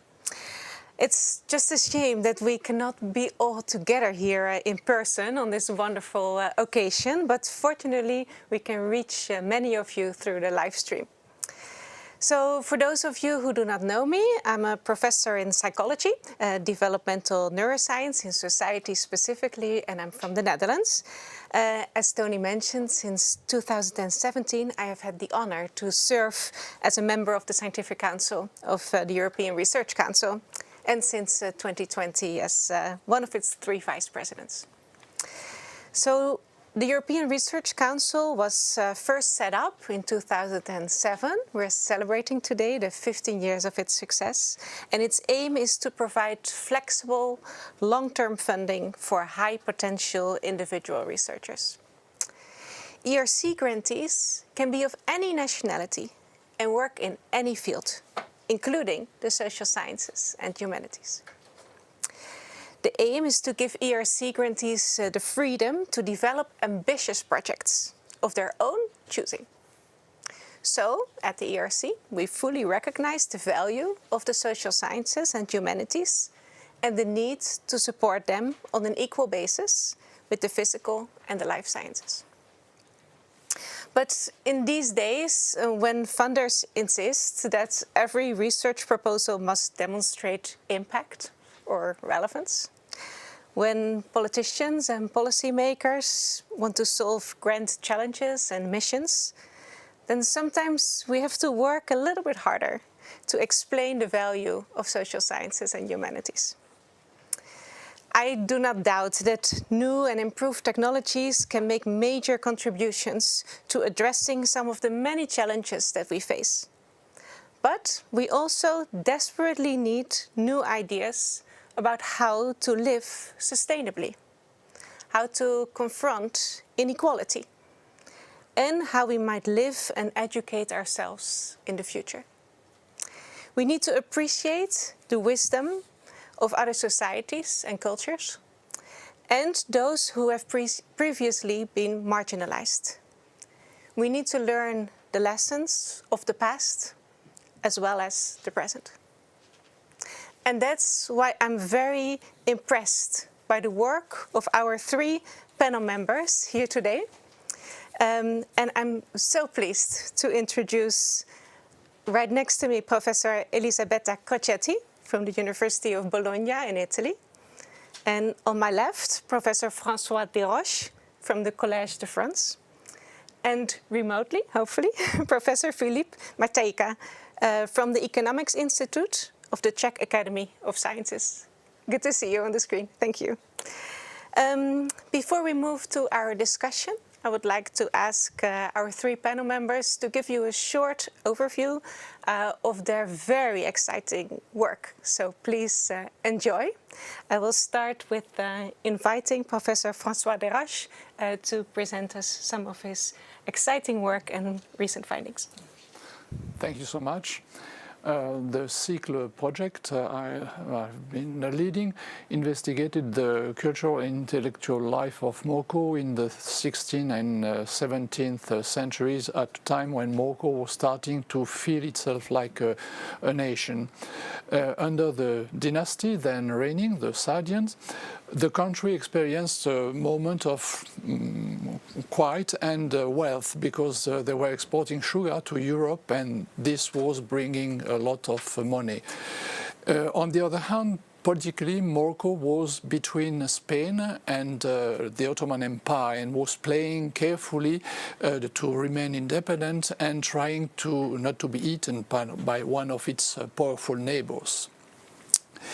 But our point of entry into the topic were the books.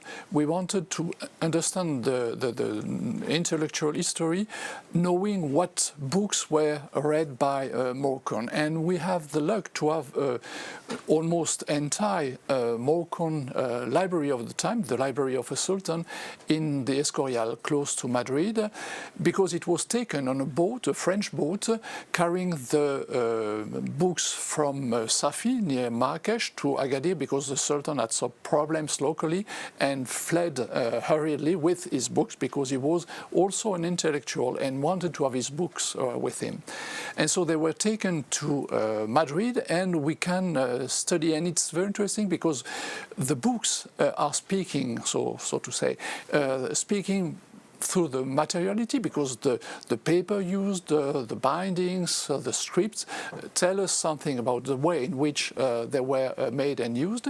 And then, of course, the contents are very important, because they give us a very good idea about what they felt. And sometimes we found very strange and innovative ideas. For example, Ahmad al-Mansur was the brightest sultan of the dynasty, was very careful to keep the Ottoman away from Morocco, but at the same time he was a great lover of Ottoman culture. And well, this was not known until now, and we discovered that he had his books a la turca, or he wanted to have even Ottoman craftsmen in Marrakesh to produce book in the Ottoman style. So it's a way of exchanging styles and ideas which we never thought when starting this project.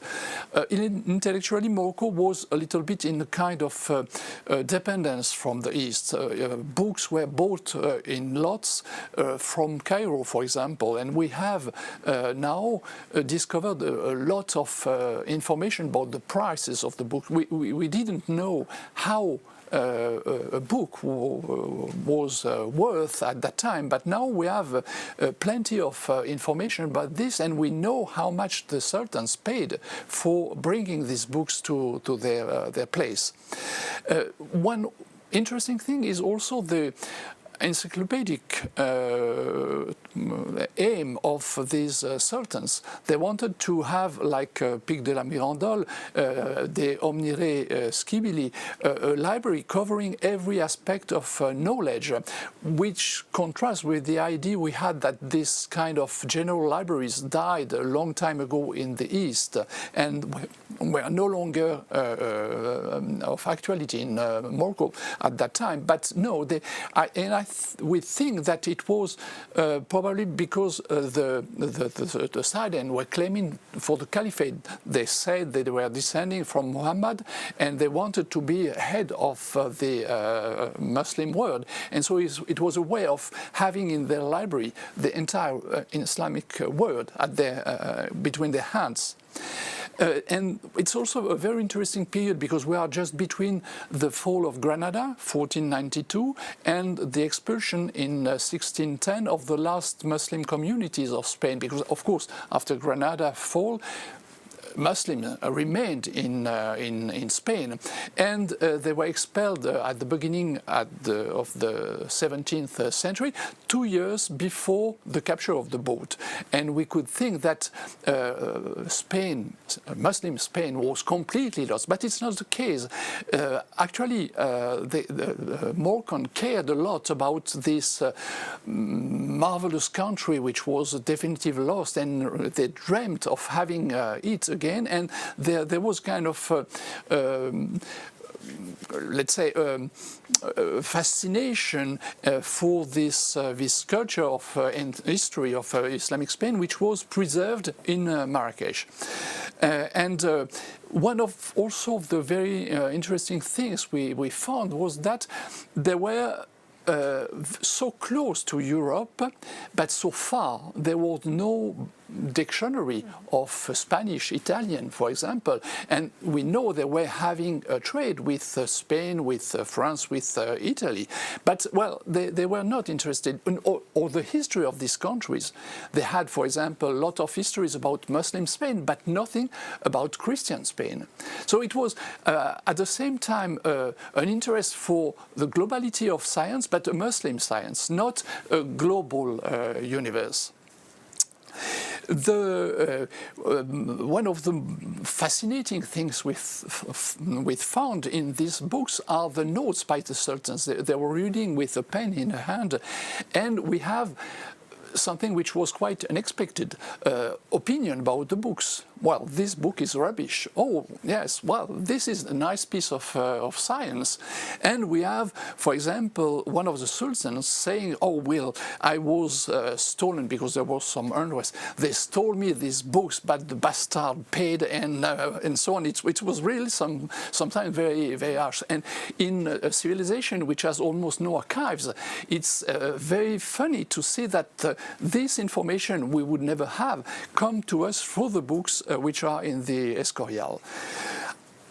Last but not least, the Escorial collection, what at the moment in the 17th and early 18th centuries, one of the largest collections of Arabic books in Europe. Well, in a Vatican library was also very rich, but for example in France there were a few manuscripts, not so much.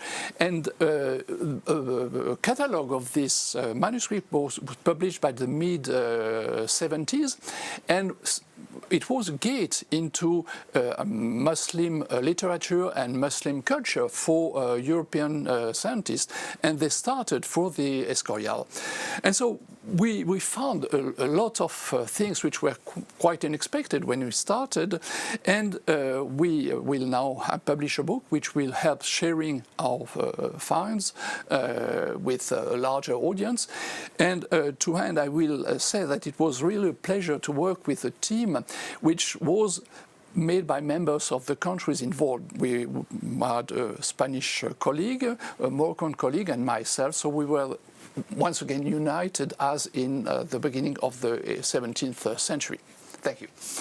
Oh, that is so wonderful to hear. It's fascinating findings, and your passion speaks for it as well. I could listen to it for hours, and I am very happy to hear that there will be a book.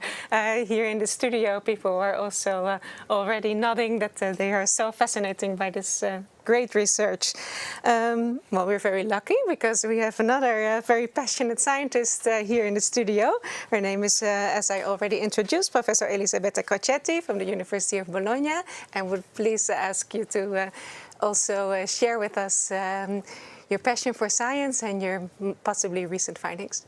Okay, thank you very much. It's a great honor to be here today. There is also a nice coincidence because the ERC turns 15, and 15 is the mean age of my participants.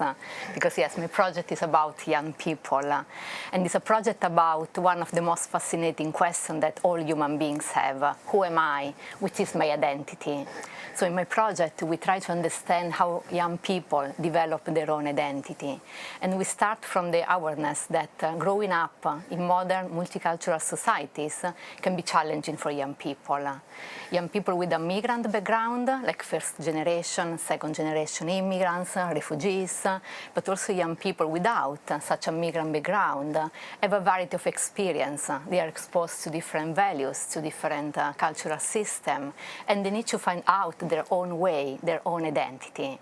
So in my project, we want to understand how the multiple experiences that young people have in their daily life, they influence their identity over time, and how this lately influence their well-being. So we adopt a multidimensional perspective. So we look at the experiences of young people across different contexts, from the very close one, so their family, their peers, their school, their leisure context, to the more distal one, such as being exposed to certain mass media communication about youth, about migration, to cultural values.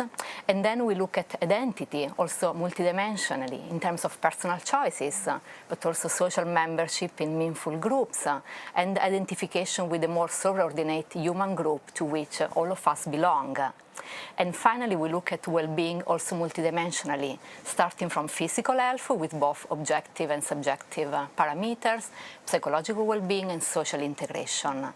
So following a very large sample of young people over time, together with their parents, with their teachers, with their school principal, interviewing municipal administrator, we really want to understand how this variety of experience can be a resource for young people to develop their own identity, and how this lately can impact their well-being and their capacity to be well and to adapt proactively in the society.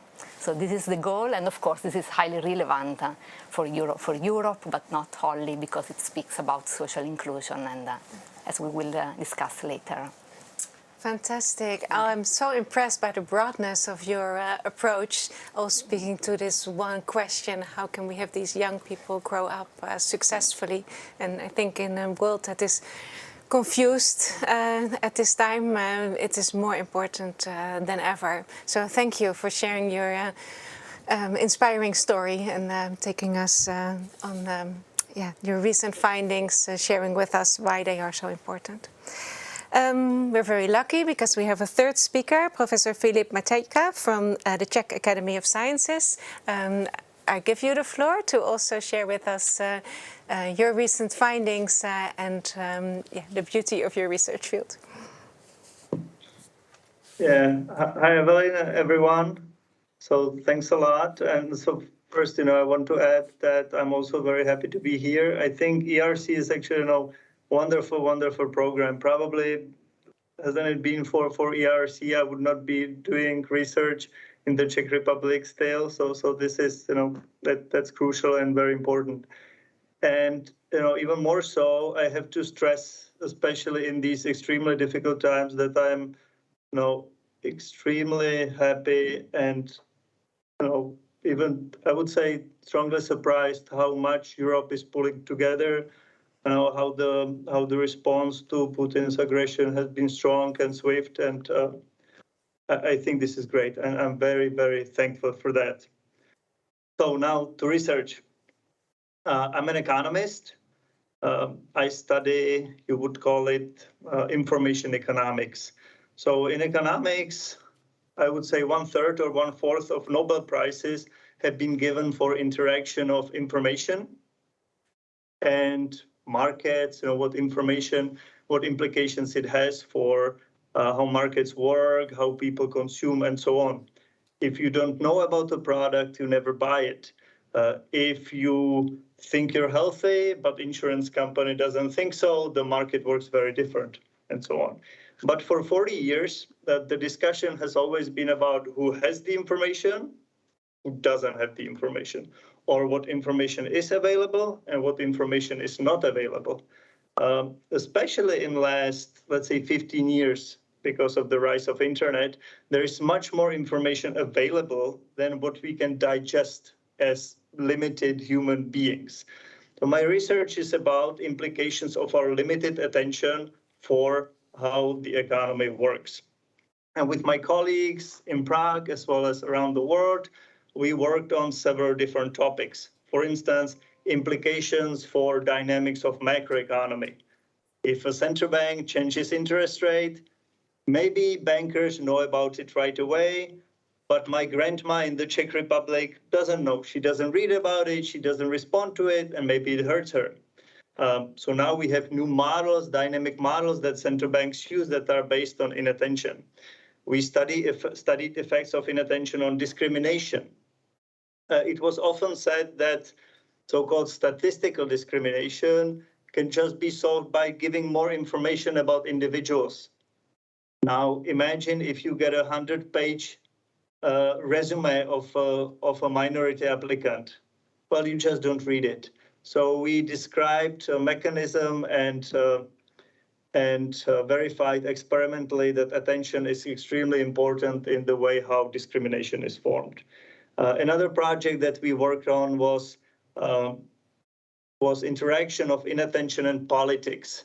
A lot of politics is about manipulating and driving attention. What is paid attention to, what politicians, what topics, and so on. And recently we're working on similar things. We are working on implications of inattention for understanding the world, what narratives we talk about. And finally, and that's something I'm very excited about, we're studying inattention of doctors.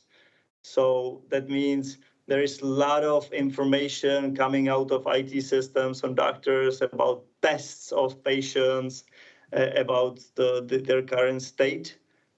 But doctors, just like, we, social sciences, they're normal human beings, maybe wonderful ones, but it's difficult to read all the data in an instance. So they tend to block a lot of the information. So we're trying to understand these limits a bit more, and maybe then hopefully we'll have will help doctors care about our health even better. So thanks again to all of Europe, not only for supporting me, but for supporting even much more important causes these days. Thank you, Philip, for sharing what the ERC has meant for you personally, but also why it is so important in these current very complicated times, which the feeling that we all share here, and also for telling us about your very exciting research that has an impact at so many levels. So really wonderful to hear these examples.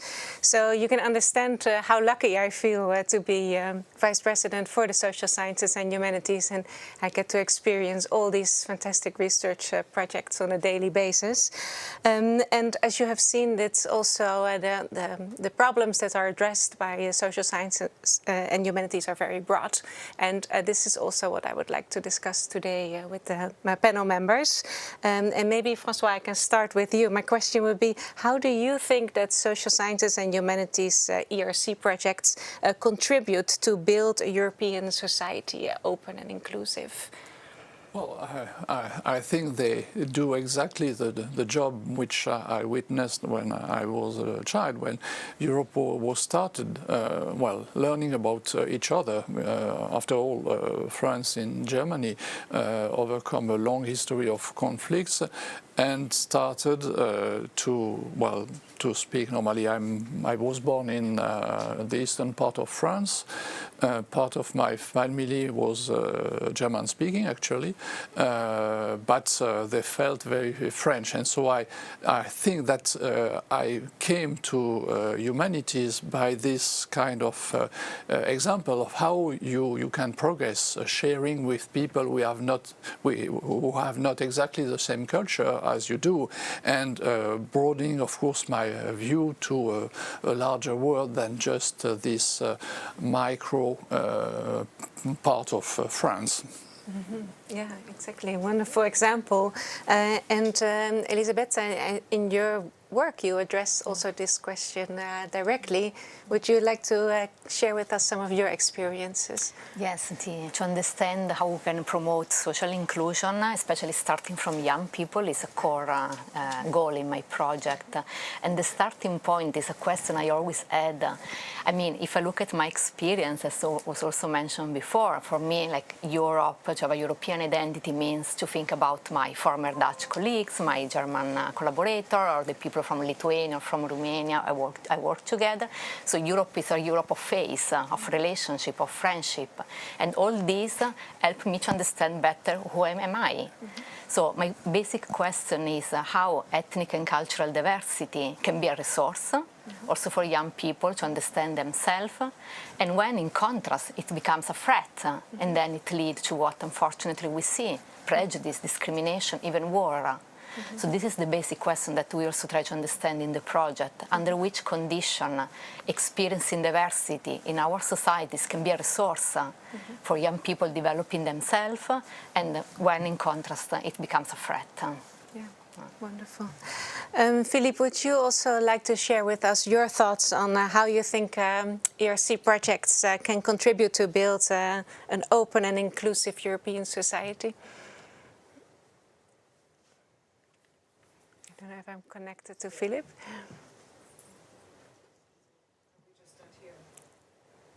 So, to me, ERC is actually all about freedom. For me, it was great, to get a grant that I can pursue ideas in the long run that I believe are important and often risky. You try something, it doesn't work out for a year, then you pursue something slightly different. I think that this is extremely important. So ERC comes with freedom, and what, I'm probably not saying anything deep now, but and I'm sure I know I'm not, but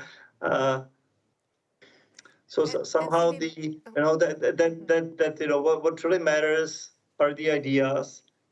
Anyone can apply. It's a wonderful idea, and the freedom that you're not checked every year whether you performed or not, because in research, what matters is risk, and that whether if 1 out of 4 extremely risky ideas works out, that's progress. Not when we have 100 things that all of them work out, but we knew before we began what would happen with those ideas, and so I think this is important.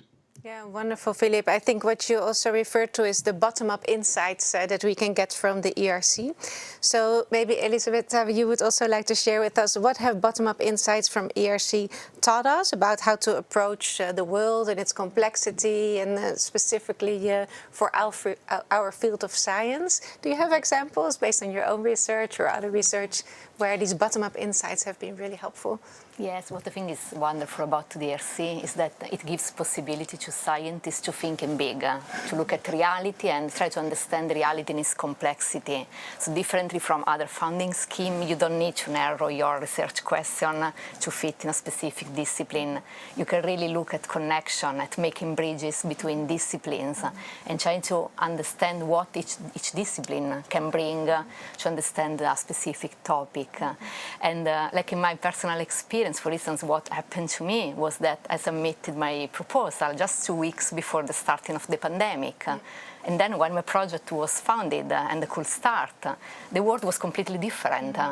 And then I think the ERC is really the founding scheme that gives you the possibility to say, okay, reality comes first, and then I will adapt my project. So I expanded my project, I introduced new goal to understand how young people growing up in this current situation with this completely different condition they develop, and how this can influence their identity and their well-being in the short term, but also in the long term, because we try to follow them over time and to understand which are the real implications of being a student during the pandemic, of doing online teaching instead of in presence, of experiencing all this restriction. And so what I learned from the ERC is that you can think in big and you can really look at reality in all its complexity. Yeah, and you published some very important papers even on these experiences in the pandemic, which I've seen in the past, so that's wonderful to see. How does that work for you, Francois, coming more from the humanities background? Could you share with us how bottom-up insights have helped you to approach the world in its complexity? Yes, well, it's actually when you start, think that libraries are usually seen through isolated books. Before us, people came to the Escorial or the libraries and took a book and read it. We took all the books and we didn't read each of them, but we collected the material, and this in this ERC was wonderful, because in the end the product was different from what we were thinking, but it helped us to introduce new ideas, modify the goal, and get in the end something which was really, as I think I tried to explain, which was really fascinating, because it was really a new world which was open. And in this case, I think the funding of ERC was crucial for having the broad perspective we needed to do that. Mm-hmm, mm-hmm. So maybe I can stay with you for my next question. We live in very complicated times. Can you share with us how you feel that social sciences and humanities projects can possibly contribute to also European policy? Well, it's for us it started in a very easy way, because we were people from various nationalities, but I think it's now the case of so many ERC projects, and in this way where we learn, because it's not only the persons but also different way of looking at things, and you have to listen to what the other people have to say. My Spanish colleagues or my Moroccan colleagues told me things which I didn't expect, because they approached the reality in a different way. So I think it's continual process of learning with people, which is open when you start a project. And I hope that in the end the product is precisely to give the keys to other dimensions, because we provide answers, but these answers, well, it's not like the good tool and then you think of the problem, but we give the keys and people will be able to open doors and find, well, new ways of making research, new topics. Yeah, and combine all these different perspectives. Absolutely. Yeah, that's wonderful. Philippe, I think your research speaks to this directly. Can you share with us how you feel like your project or other projects can contribute also to European policy? I think it does, and often it does by that we can out loud say that we don't know. So I think we researchers in the Czech Republic, for instance, and I saw it all around Europe and all around the world, in the last 2 years, the Czech Republic, for instance, during COVID times, that I think we were quite useful and we were more visible than before. Especially economics is like football. And what I mean by that is that everyone has an opinion how it should be done. And then suddenly, us researchers that, we get some awards around the world, but typically we are not visible at all in the media in the Czech Republic. And suddenly we popped out and we wanted to help. They called us professors. And then interview came and we said, we don't know. And the reason that we don't know is that nobody knows because there is no proof. And so suddenly we were able to discipline the discussion a bit more, that these are the things that we know, these are the things that we don't know. And you guys, if you do know, that's not true because nobody knows. And then we should be much more careful in that part of the policy. So I think that was very useful. Specifically, then my research with inattention is actually a lot about what we know, what we don't know, about the risk. We talked a lot about how policy has to be simple. If it's not simple, it increases uncertainty, it doesn't work, then in the end, governments and citizens are not aligned, or businessmen and governments. And so we thought that this was quite useful. But even just the first thing, saying, not being afraid to say we don't know, we found super useful, and I think it helped. Thank you, Philippe. I think this nicely fits also with some conclusions from the previous session on innovation, where we have to be clear on where we feel that we can provide answers and where we have to do more research. Would you like to share also your thoughts, Elisabetta, on this specific question? Yes, we really try to understand what is working to promote social integration in young people. So, for instance, we interview municipal administrators about what has been done in each area, and over time we will see what works better and what does not work. And with this information we can then give this back to the society and prove that some practices maybe were well thought, but in practice they did not work as expected, and some other initiative, some other program can be more effective to promote the social integration of young people. So all this scientific knowledge can then be transferred back to society and inform evidence-based policies. And also something that I would like to add that I think is very important is that we really try to involve our participants in sharing the results with them. Like last week with my team, we went to a school that participated in the pilot, and we explained to students, this is what we discovered from your data, from the data of your parents, of your school, and so on. And this was so rewarding to see the impact that can also be made on the life of young people by being part of the research program. I fully agree. We have to always involve the public, the people around us, the people we work with on what research is and what our findings are. So that's wonderful to hear. We invite people also to come with questions in the chat. I don't know if questions already came in. So we have a few questions coming in from our online audience, Evelyn. Perhaps the first one is about ERC grants. social sciences and humanities users don't apply enough, according to this viewer of our event today. I don't know if that applies to France particularly or Europe-wide. What could we do to convince researchers from the social sciences domain to apply more? Yeah, so it does indeed differ between countries. So in some countries the application rate is higher than for others. We have here also grantees at the table, so they can possibly share their experiences. But let me also share with you a personal experience as being a member of the Scientific Council. So we visit many countries, and of course we always hope that the budget can be higher, because the biggest regret that we feel is that we cannot fund all the projects. But still, I often speak to people who say, even though I did not get funded, it was the most gratifying experience, because you get to think broad, you get to think about this big project, what you would like to do with a generous amount of funding over a 5-year period of time. And just that exercise is already extremely rewarding. I probably will get some responses where people say, well, it's a lot of work if it doesn't get funded. But what's also the nice thing about the ERC is that you can keep trying. So if you don't get funded the first round, that's absolutely normal. That happens a lot. And then you can apply again and again, and as long as you want. But just that exercise of thinking broad and big about your most exciting dream project can be very, very gratifying.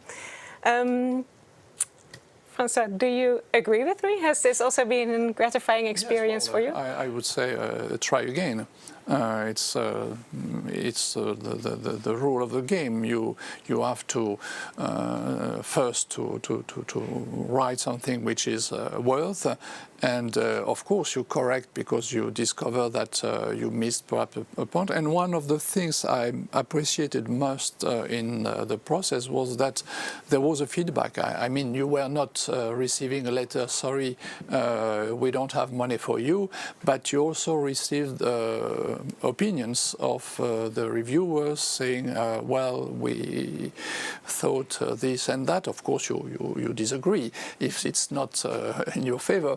No, but well, it gives you the opportunity to make something better, and it works. Thank you for mentioning this, because we're also very grateful to the fantastic panel members, which are high-level scientists across Europe who invest this time to really go through all the proposals and provide individual feedback. Do you agree with me, or how have you experienced it? Yes, what really I appreciated about the process is it's really a fair process.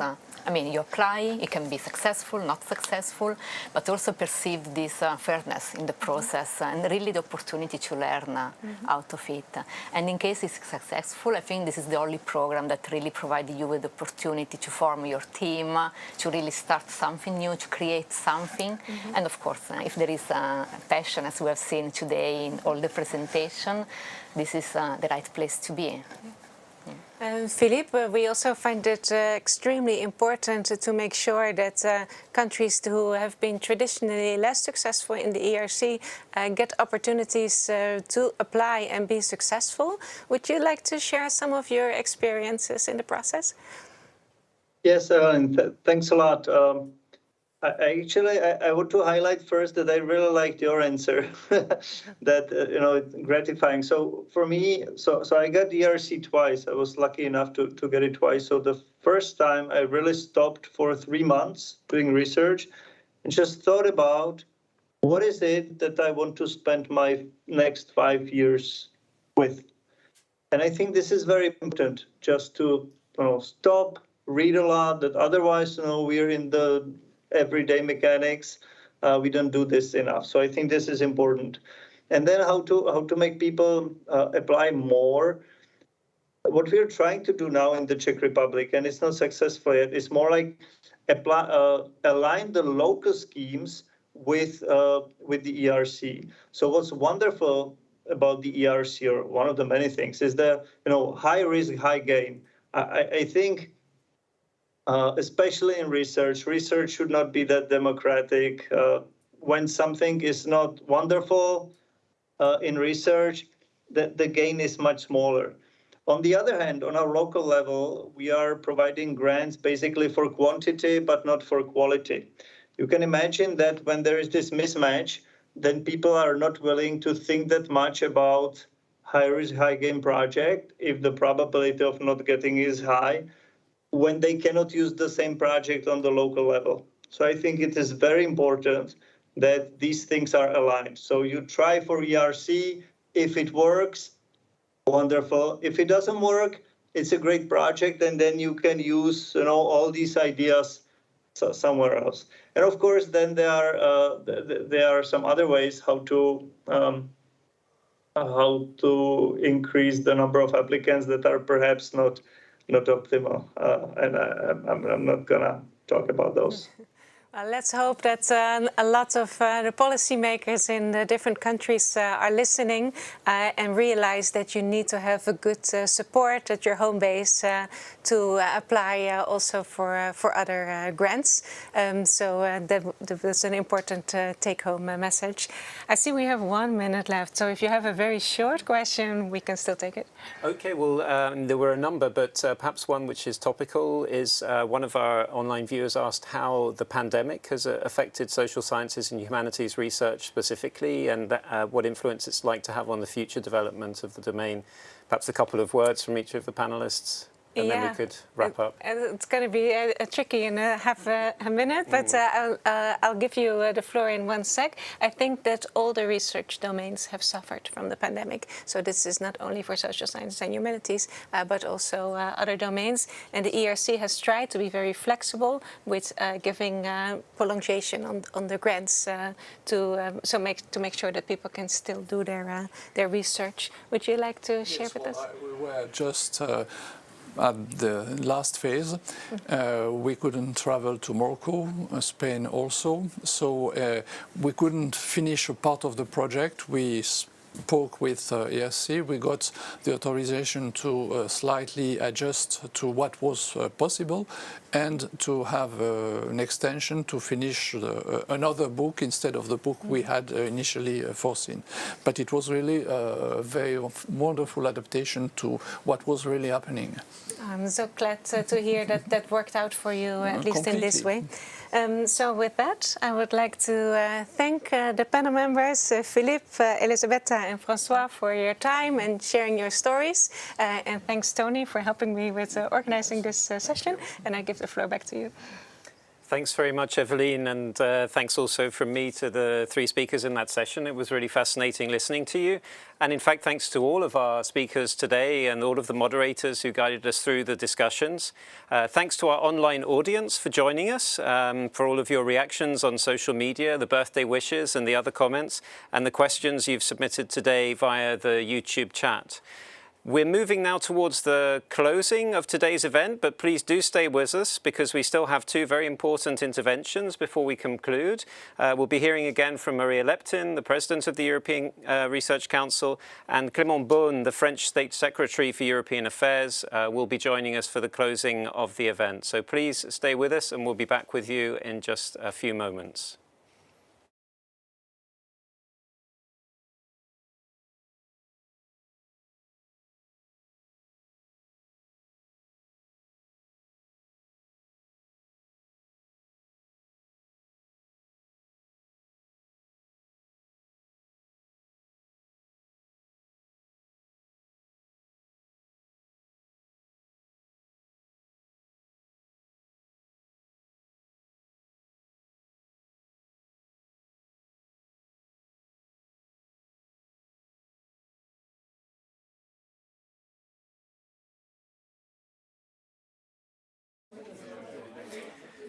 So welcome back, and I'm very pleased to be joined here in the studio again by Maria Leptin, our President of the European Research Council.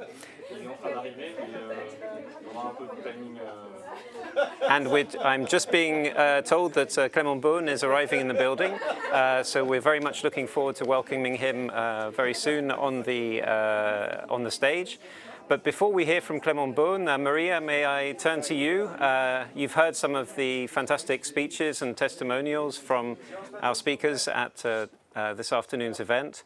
What would you like to share with us? What are your reflections, having heard all of these remarks about the ERC's 15th anniversary and looking ahead to your term as president of the organisation? Well, very positive, of course, but I think I should, again, start with thanks. So first of all, our hosts who arranged this here for us, Antoine Petit and Thomas Römer, Antoine Petit of the CNRS and his colleagues, and Thomas Römer of the Collège de France.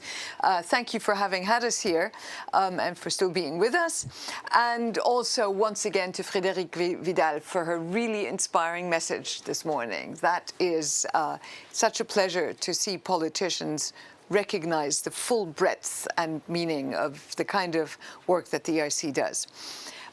Also, it was good to have the G6 group of research organizations here, have them participate actively. So I want to thank all of you, those who were here in person, and you have all interacted with the ERC very productively and constructively in the past, and I hope we can continue that cooperation. France, of course, is a great beneficiary of the ERC grants. It's had over 1,300 grants here. More than 600 of them are hosted at the CNRS, so it's really host to thousands of talented researchers, and a lot of the frontier pushing is being done right here in this country. So about today, it was, of course, inspiring and really to see the whole breadth. I should apologize right away to the session on the EIC that I've missed, but I can assure you that I was at the same time being interviewed for the French press and made exactly the point of the fruitful and productive interaction between the ERC and the EIC. I was asked with some suspicion in the voice of the interviewer how I felt about that, and I could reassure them that we have a working group that does this, and that personally the current interim former president of the EIC and I are on best terms. So I think together we're doing exactly what Uğur Şahin said this morning. It's not one or the other. It's both together, and I'm really glad that that is happening at the highest level of funding. I did hear the session on the importance on the humanities just now, and of course, from what I've always said, is I'm particularly pleased about that, to have had this discussion. In fact, I recently spoke to Vice President of the European Commission, Vera Jourova, a fairly wide-ranging conversation, and she remarked that it was very frustrating. She has a good understanding of basic science, so it was good fun discussion, but she remarked that during the migrant crisis, she found it very difficult and frustrating that so many claims were being made about immigration and about integrating or not integrating migrants, undermining culture, all these things that were being said. She had, I have no data on which to judge this. She should have been here today, and I really want to thank the panel here. She should have been listening to you, and it's very good to see that this is being worked on. We need people who try and understand the minds of people, the identities of migrants or non-migrants, shared cultures, whether it's Quran versus the Bible.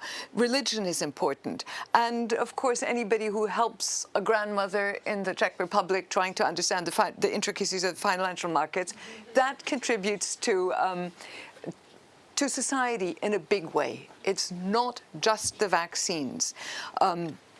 And similarly, the discussions of this afternoon in the EIC panel went in the same direction.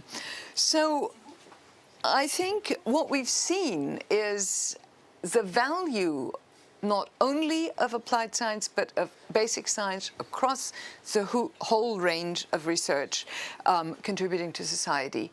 And I think that is the best advertisement and the best birthday present that the ERC could wish for. Thank you very much. Thank you very much, Maria, for those closing remarks. And we're very honoured to welcome to our event today Clément Beaune, the Secretary of State for European Affairs in the French government. Thank you so much for taking time out of your busy agenda to attend this event to mark the 15th anniversary of the ERC, organised together with our friends from the CNRS and the Collège de France. It's great to have you with us, and I turn to you now for the closing remarks at our conference. Merci beaucoup de votre invitation, Monsieur le Président du CNRS, Monsieur l'administrateur, Madame la Présidente du Conseil européen de la recherche, Mesdames et Messieurs, quelques visages familiers pour ceux qui ont la chance d'être physiquement avec nous et ceux qui nous regardent. Je suis très heureux d'abord que vous puissiez, malgré les circonstances sanitaires et les contraintes qui demeurent, un format qui a dû être adapté, maintenir cet événement pour marquer le soutien de la communauté de la recherche française, mais bien au-delà. European research community during this French presidency of the European Council. This extraordinary project, which I think is one of the biggest European successes, this European Research Council, which was an outlandish idea at the beginning. I would like to pay homage to Mr. Bourguignon, with whom I've spoken a lot, and he found his place. It found its success, and it is now set in the landscape of research and science, and that is also why I'm very happy to be able to be with you after Frédéric Vidal's recognition politically, not as far as interference, but the visibility due to our excellency, our scientific excellence. The ERC embodies not only excellence, a form of Europe catching up for financing of excellence, but also in the dire circumstances that we know are happening, the defense of open science, science that is open to the world, with about 20% of researchers who are not citizens of a European country, but who come, thanks to the ERC sometimes, to take advantage of the openness and to bring to Europe and elsewhere science, discovery, medical research, as we've seen during the pandemic. And this format of open science, of excellence, of knowledge, expertise, knowledge. Of course, it is not a prerogative of Europe, but it is something that we have to keep in mind as a fight, in a way. Nothing is ever set in stone. Democracies can be attacked, tested, instrumentalized by technology or knowledge. We also need, as our European values, you need this model. So especially during the current circumstances, I not only am glad to still be able to come here, but to highlight this message once again and thank everybody who contributes to it. We've seen this during the pandemic. I come from a family of researchers, so I know that this debate can be fraught in the world of science and innovation. Fundamental research deserves to be defended, because this initial research is necessary to the discovery of things that we did not think possible. I think we all need this level of demand and practical research. We've seen this during the pandemic with COVID, in particular with Hugo Sain,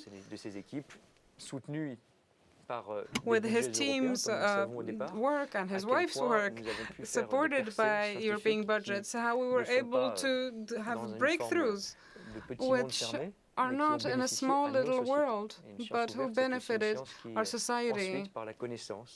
And this society was built with accelerations of history, and we were able to change our lives and protect ourselves. If anybody had any doubts, the pandemic reminded us of this. Last week, I was able to visit, on an unrelated note, a very good lab in Nancy, which hosts researchers of many nationalities. One of them is Italian, so talented and enthusiastic, who helped me me understand something about energy and matter. I have no pretense that I understood everything because I don't have the background, but the circulation of people and ideas and the funding in a sustainable way at the right level, financially speaking, for that to be secure is a massive contribution of the ERC. So thank you, dear Jean-Pierre Bourguignon, for your fight that you've led. The budget fight is always the crux of the matter, and we have led it with a few of you. I think France has played its part. It was necessary a few months ago because we had to approve the new European budget for 2021-2027.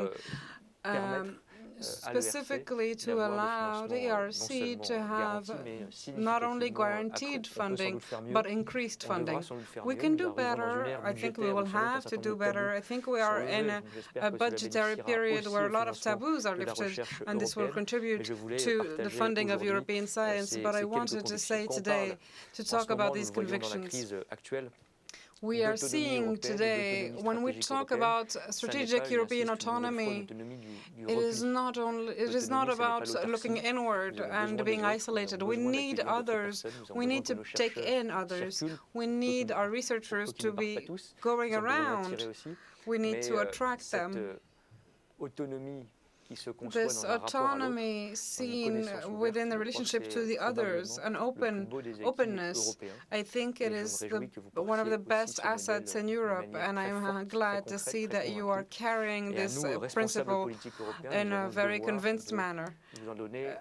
As a minister, I think it is our role to give you the means to do so. We have been doing so, but we will have to continue. I think this is only the beginning. In 15 years, for the 30th anniversary, we will be able to say that it's like the Euro, Schengen, Erasmus, one of the symbols of the success of Europe. At the same time as the 15th anniversary of the ERC, it is the 35th anniversary of Erasmus, and even if you don't benefit from it yourself, it is a symbol of Europe. So we will make the ERC better known, even better known, for those who have benefited, but also those who benefit from it indirectly. So long live the ERC. Thank you to all who have helped us live, who believed in it, and who made the skeptics believe in it. And thank you very much. Merci, Monsieur le Ministre. Thank you, Mr. Minister. So that's all. We're going to close this YouTube streaming now. We're going to close down the YouTube chat. Thank you very much on behalf of the CNRS, on behalf of the Collège de France, and on behalf of the European Research Council for joining us for this event to mark the 15th anniversary of the ERC. And please go on and continue to participate in the online conversation using the hashtag ERC15years, and feel free to share the video recording of this event, which will be made available shortly via YouTube. Thank you.